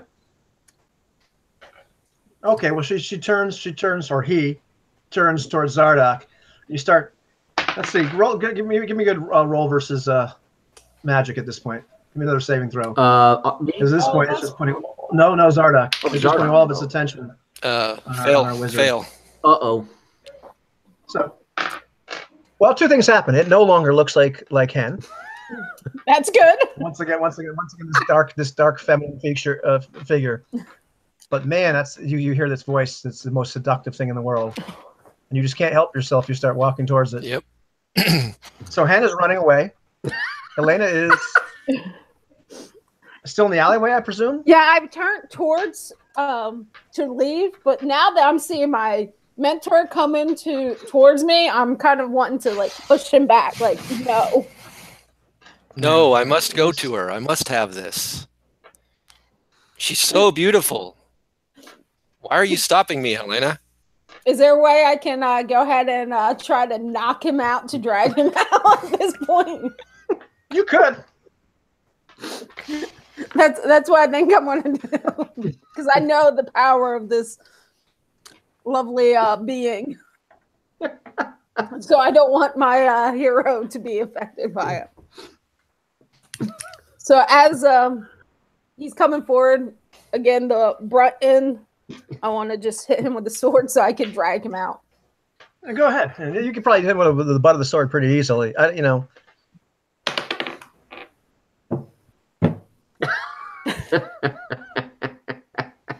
my God. So I want to show you this, okay? God. I'm picking this up. It's a 2. Okay. It's not a 1.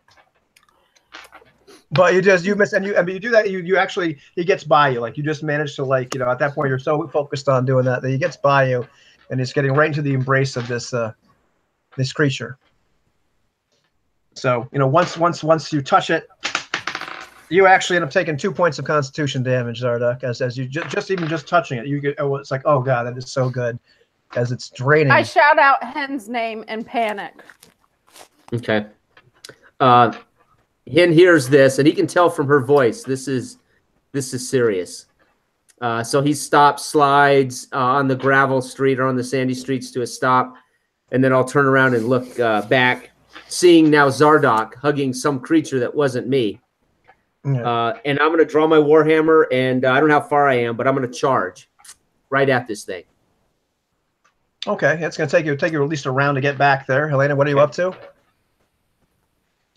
I want to go and try to get in between them. That way, try to rip him off, I guess is best to say. try to rip him from it physically. Right. Gotcha. Oh, yeah, give me a D6 roll. Try to roll for low. Try to get low. 3. A 3. You're not low enough. You're just trying to pull them away from this thing, Yeah. and it's like they're just stuck together. And Zardock, you take another. Oh, you take another 3 points of Constitution damage. Oh, Lord.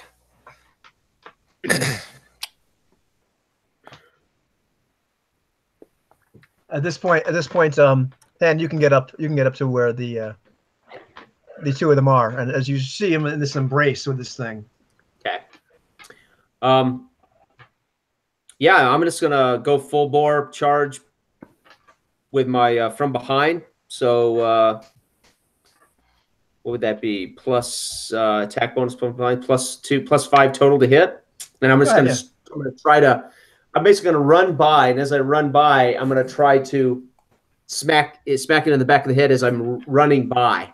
Full. Right. I mean, everything I have, my body weight, my speed, the whole deal. Don't 9 plus 5. 9. Right, 9 plus 5, 14. 14. Okay, go ahead. Roll damage. +1 strength. 3. 3. Okay. 2 plus 1. You 3. hit this thing. There's this scream, like unearthly scream, and you realize it's not in the air; it's just coming into your head. And this thing has. It lets go of Zardock. And for the first time, you can see, like, where you could never really see a face before, you see this hideous skeletal face with these, like, just glowing eyes, and just, like, it's still like a skin just stretched over the bones. It's the most hideous thing. It's just like moving backwards, and it has this like shriek as it's slinking back down the alleyway. Good. I will turn to my friends. Run. Zardock would fall. Zardock falls on the ground on his knees. I'm down to a 7 con, and he's just trying to regain his composure, wondering. So that's also 3 temporary hit point loss too. Yeah, I know. I took those away, and I'm like, so I'll put a hand. I'll put a hand under one of his arms. Yeah, I'm gonna grab and try to help him out too. And then we'll just move as fast as possible, dragging Zardock's feet in the sand down the street. So that's what happened. Like. She was so beautiful. What happened? She was, but she was not for you, Zardock. Keep your eye on the prize. Oh, so yes. Let's at this point, it's the next day. You guys have managed to hold back up at the at the hotel where Artie was, and you've got this gem. Silky is dead. What do you do? And there is, of course, you're supposed to meet somebody at the Dancing Queen that night. Not only is young Jasmine supposed to be the Dancing Queen, but so is Akbar Mazik expecting to buy the orb. I think Akbar, those were Akbar's people last night. Yeah. Doing the same thing we did, although we were successful. I don't think meeting him is safe. What do you think? I don't think we have no intention of selling the gem. No, we were going to 2-time him as it was. Right. So why meet him at all? It would only be for some extra gold, and I'm sure we can, if we sell this thing. But we can still sell it for reward. Yes. If it is not magical, we can sell it for reward. And if not, what if we sell? You owe me a treasure chest worth of gold. What if we sell the gem? The gem. What back gem? to the queen. Oh yeah, because that there's a reward out for it. So yeah, exactly. But I thought you wanted to keep it for magical purposes. Okay. What if we sell a gem back to the queen?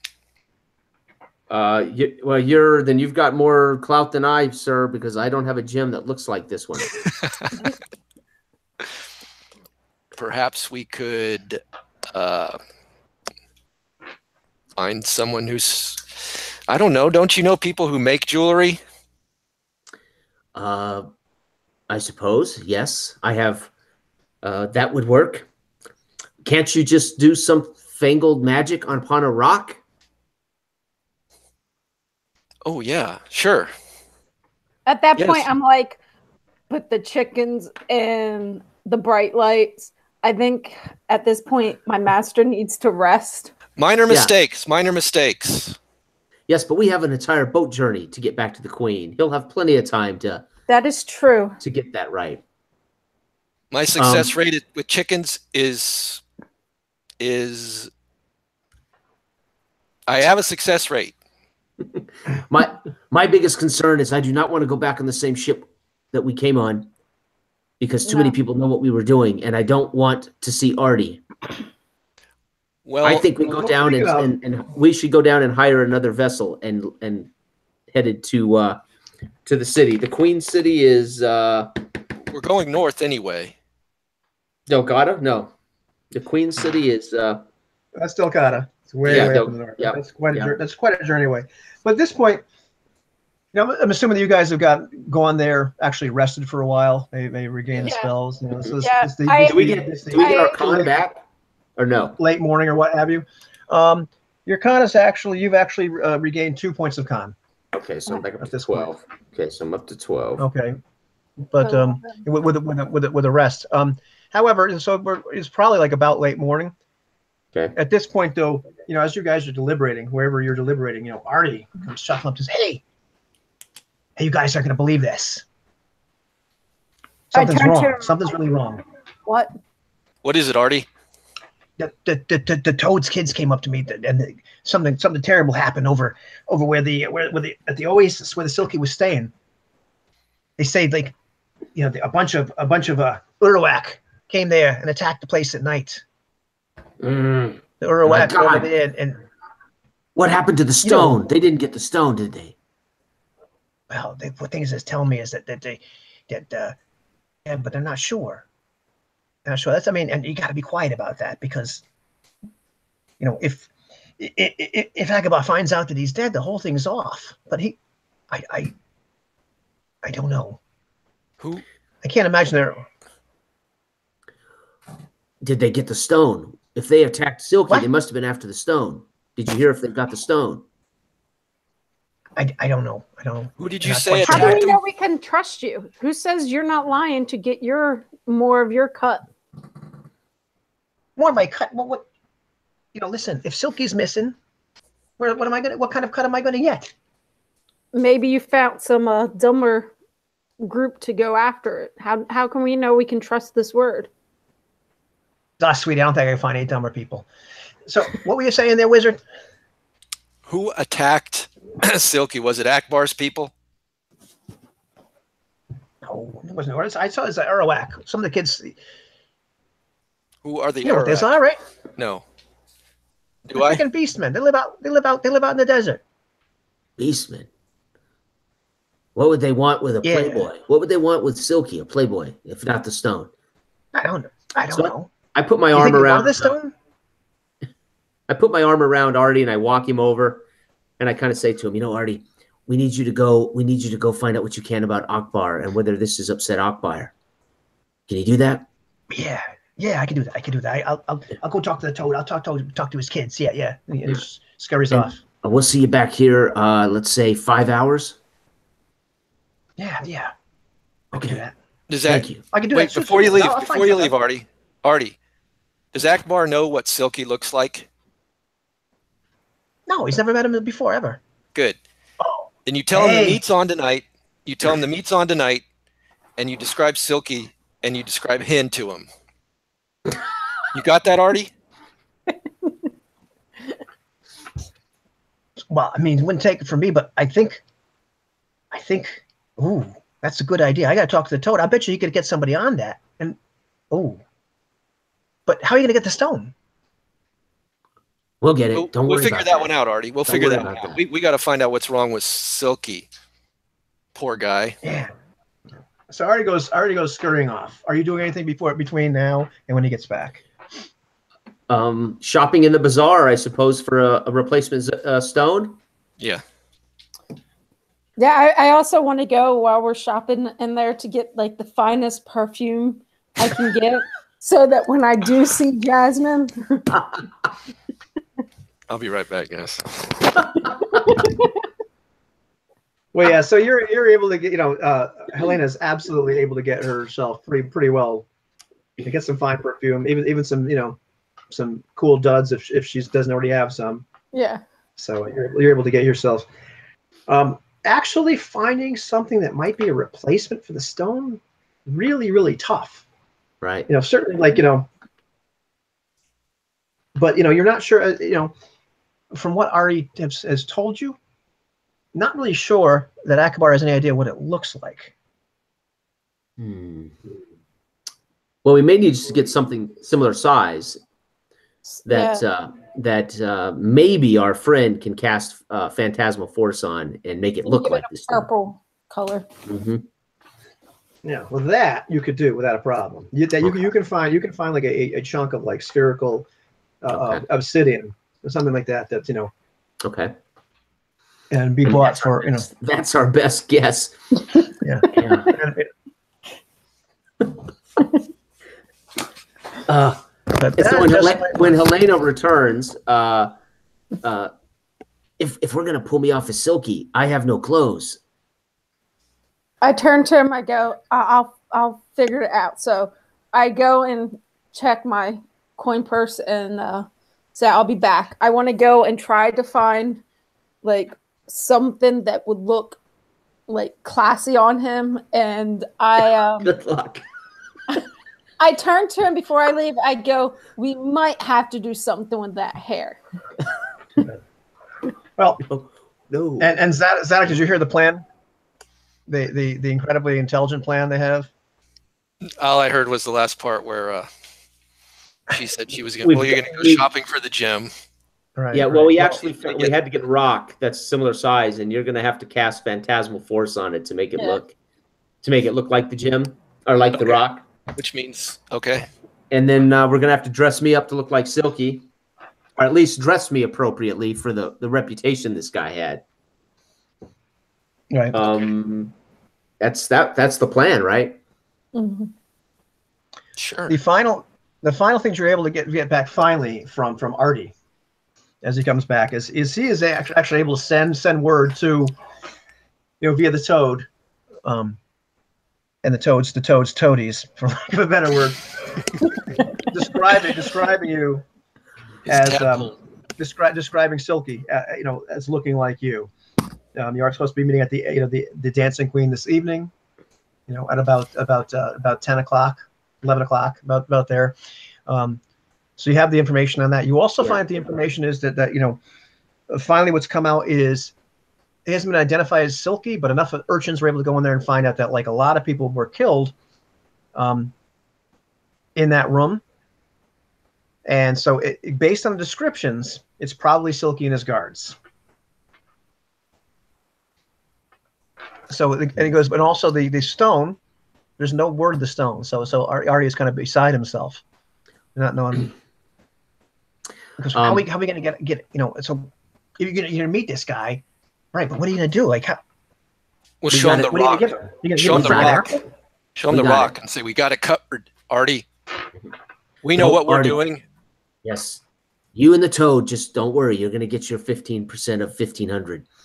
I'll tell Helena, you need to go get Jasmine and you dress appropriately. I should have women on my escorting me, right? And make sure you pack a dagger.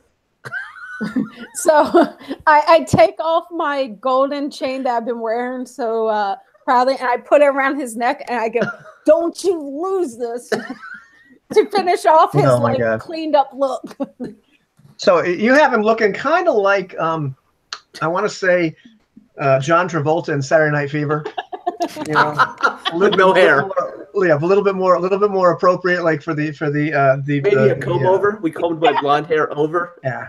Right. So you've got him looking pretty dapper. I got a comb over going. Yeah. And Marvelous. The only place you would know to find Jasmine would be at the Dancing Queen, but you can probably go there prior to the actual rendezvous time and grab her. Yeah, so I'm going to go ahead and do that. Going to try to track her down and try to convince her to come out with us and have fun. Yeah, you have no problem convincing Jasmine to go out with you and have fun. Yeah, fun. Just how much gold will it cost to convince her to play along? That's the key. I want to make sure in my fancy garb that I do pack a dagger somewhere hidden in my fancy clothes before I go. Gotcha. Yeah. So you're able to convince young Jasmine that that she'll play along with us, but we are going to meet later, right? Yes, of course. Oh, absolutely, sweetheart. She finally looks at Helena. It's like, I know you're up to something, but promise me one thing. What is it? Anything? Take me with you. I will. I'll gladly take you with me. So, at the appointed time, you're able to show up. Oh, life's that bad. But are you going to have anybody stand in as your guards?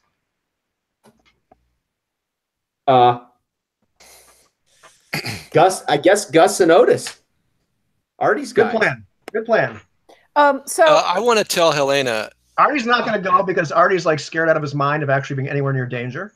Mm-hmm. But Gus and Otis, agree to go and look like hired muscle. Before Helena gets all dolled up for this, I want to take the gem from her. Yeah, I was going to put it on my person. Hidden. Can I give him my majority of my equipment? Like that way, when stuff hits the fan, he can toss it to me. Because if I'm on his arm, I'm not going to be looking suited up like a fighter. And I'll be wearing a trench coat that I could open and have all her weapons hanging on the side, ready to Right on. You could do that. That's fine. Okay.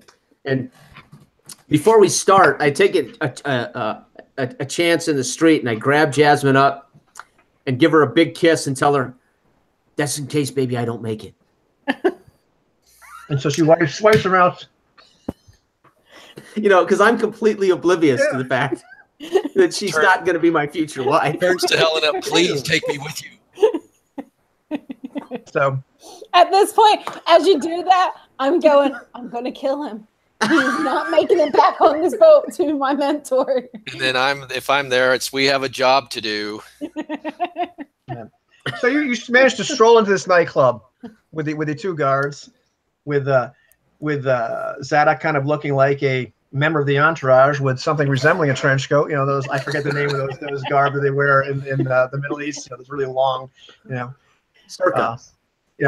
So he's got something, and with Surrey two beautiful women on the arm of Silky as they walk in, and you can see at this one table, there is a man, and he says, come in the back, and he's a large man, and he grabs you. You must be Silky, and he kisses you on each cheek. Come. Yes, and I'll kind of guide Helena around to sit on his lap, and I'll pull Jasmine up to sit on my lap. Oh my God! And this man smells of garlic. When I sit down on him, I look at him like, you're going to die tonight. If I don't say it, it's just that look. This man may have the worst breath. Smells of sausage and garlic, and he's very unpleasant. Corpulent man. Has a bunch of like muscle around him, and you're like in this area. You're not like in a different room, but you're just in a area like a wing almost of the place, which is like people aren't going into because they know not to, because he's there. They get the idea. And he's like, "Ha! So it's good to finally meet you." Yes. Good to finally meet you. Yes. Do you have the funds? Of course I have the funds. What a ridiculous question. Do you have the rock?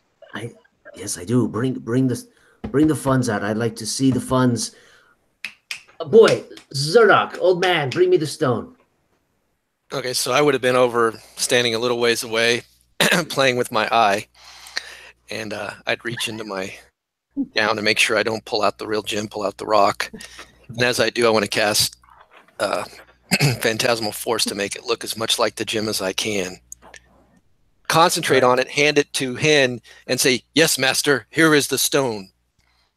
Good.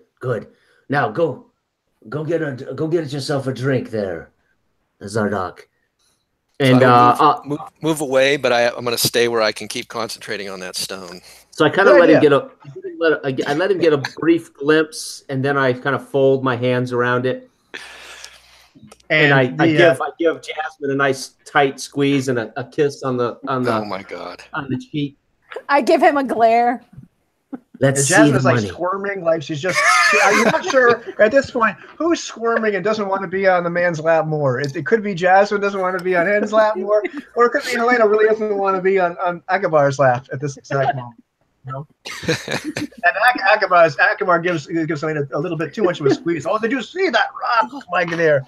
And so he snaps his fingers at one of his men, and one of his men bring out like this small little chest, and it pulls out, and it's like full of platinum.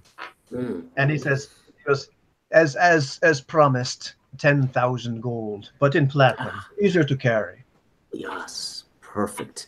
So as he slides it over, I set the stone on top of the chest. And so when he reaches to take the stone, I'll slide the chest to me. He's like, remarkable. And I'll flip the chest open. Yes, I think we have a deal, my friend. And I'll shut the chest, and I'll give Jasmine a big squeeze and another kiss on the. Look at this, my darling. We are rich. And I'll shut the chest. Hen, don't forget to ask him. Don't forget to ask the master. What about the gem is worth this much money? I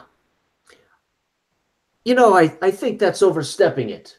We have our gold. Forgive the ignorance of my assistant. Zardok. Yes, of course. And actually, the funny thing is, at this exact moment, Jasmine, actually, looking at all that money, Jasmine is actually, starting to wiggle a little bit less in Hen's grip. Yes, and I pull a platinum piece out and give it to her, give her a nice squeeze, and now a more passionate kiss. Now I'm more glaring at him and hating him. Zardok is probably losing his concentration, getting pissed and frustrated here.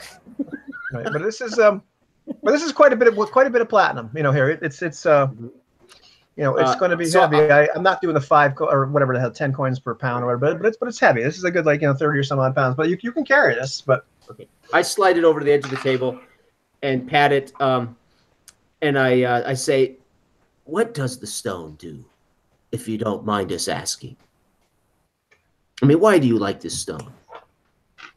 The stone at its price is rare. There is nothing like this. The people would kill for this. And I like to possess wonderful things. Somebody tried to kill me last night. I can imagine. Did you have the stone then? I had it hidden well, and I barely got out alive. And who but was I it that can't tried to kill believe you? people would want to kill for it. Then you do not understand things like this. You do not understand beauty. And you would kill for gold, would you not?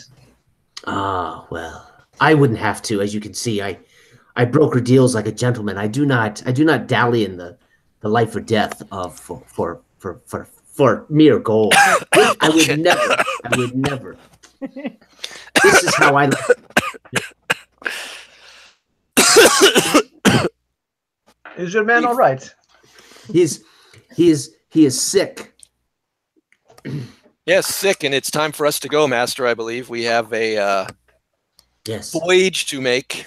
I look at him. I go, yes. I think it's a perfect time to go. We don't want to be late, and I kind of get off of his lap. Yes, I have other business to do, Akabar, at the dancing queen here. Okay, and he bids you farewell. He What does he do? takes the rock. He takes the rock, and he hands it to the man that gave him the chest before. Okay. And I'm going to stand up with the chest and tuck it in tight. I might even wrap my some of my fancy cloak or clothes around it here, make sure it's secure. And with Jasmine, with my with her holding her hand, I'm going to make my way through the crowd toward the door, basically saying, "Come, Helena, come, Zardoc. We have other business." Zardoc will hang behind, keeping concentration on the stone, and I'm assuming they're going to put it in a satchel of some kind, put it away at some point. I'm going to get close to Hen as possible and kind of go and latch on to Jasmine's other side. As we three now walk out. All right. And the guard finally, puts this gem into a bag and then hands it to Dakabar. Then I will quit concentrating and exit post haste. Time to go. Okay. Let's go. And let's see. Call it odds or evens. Evens.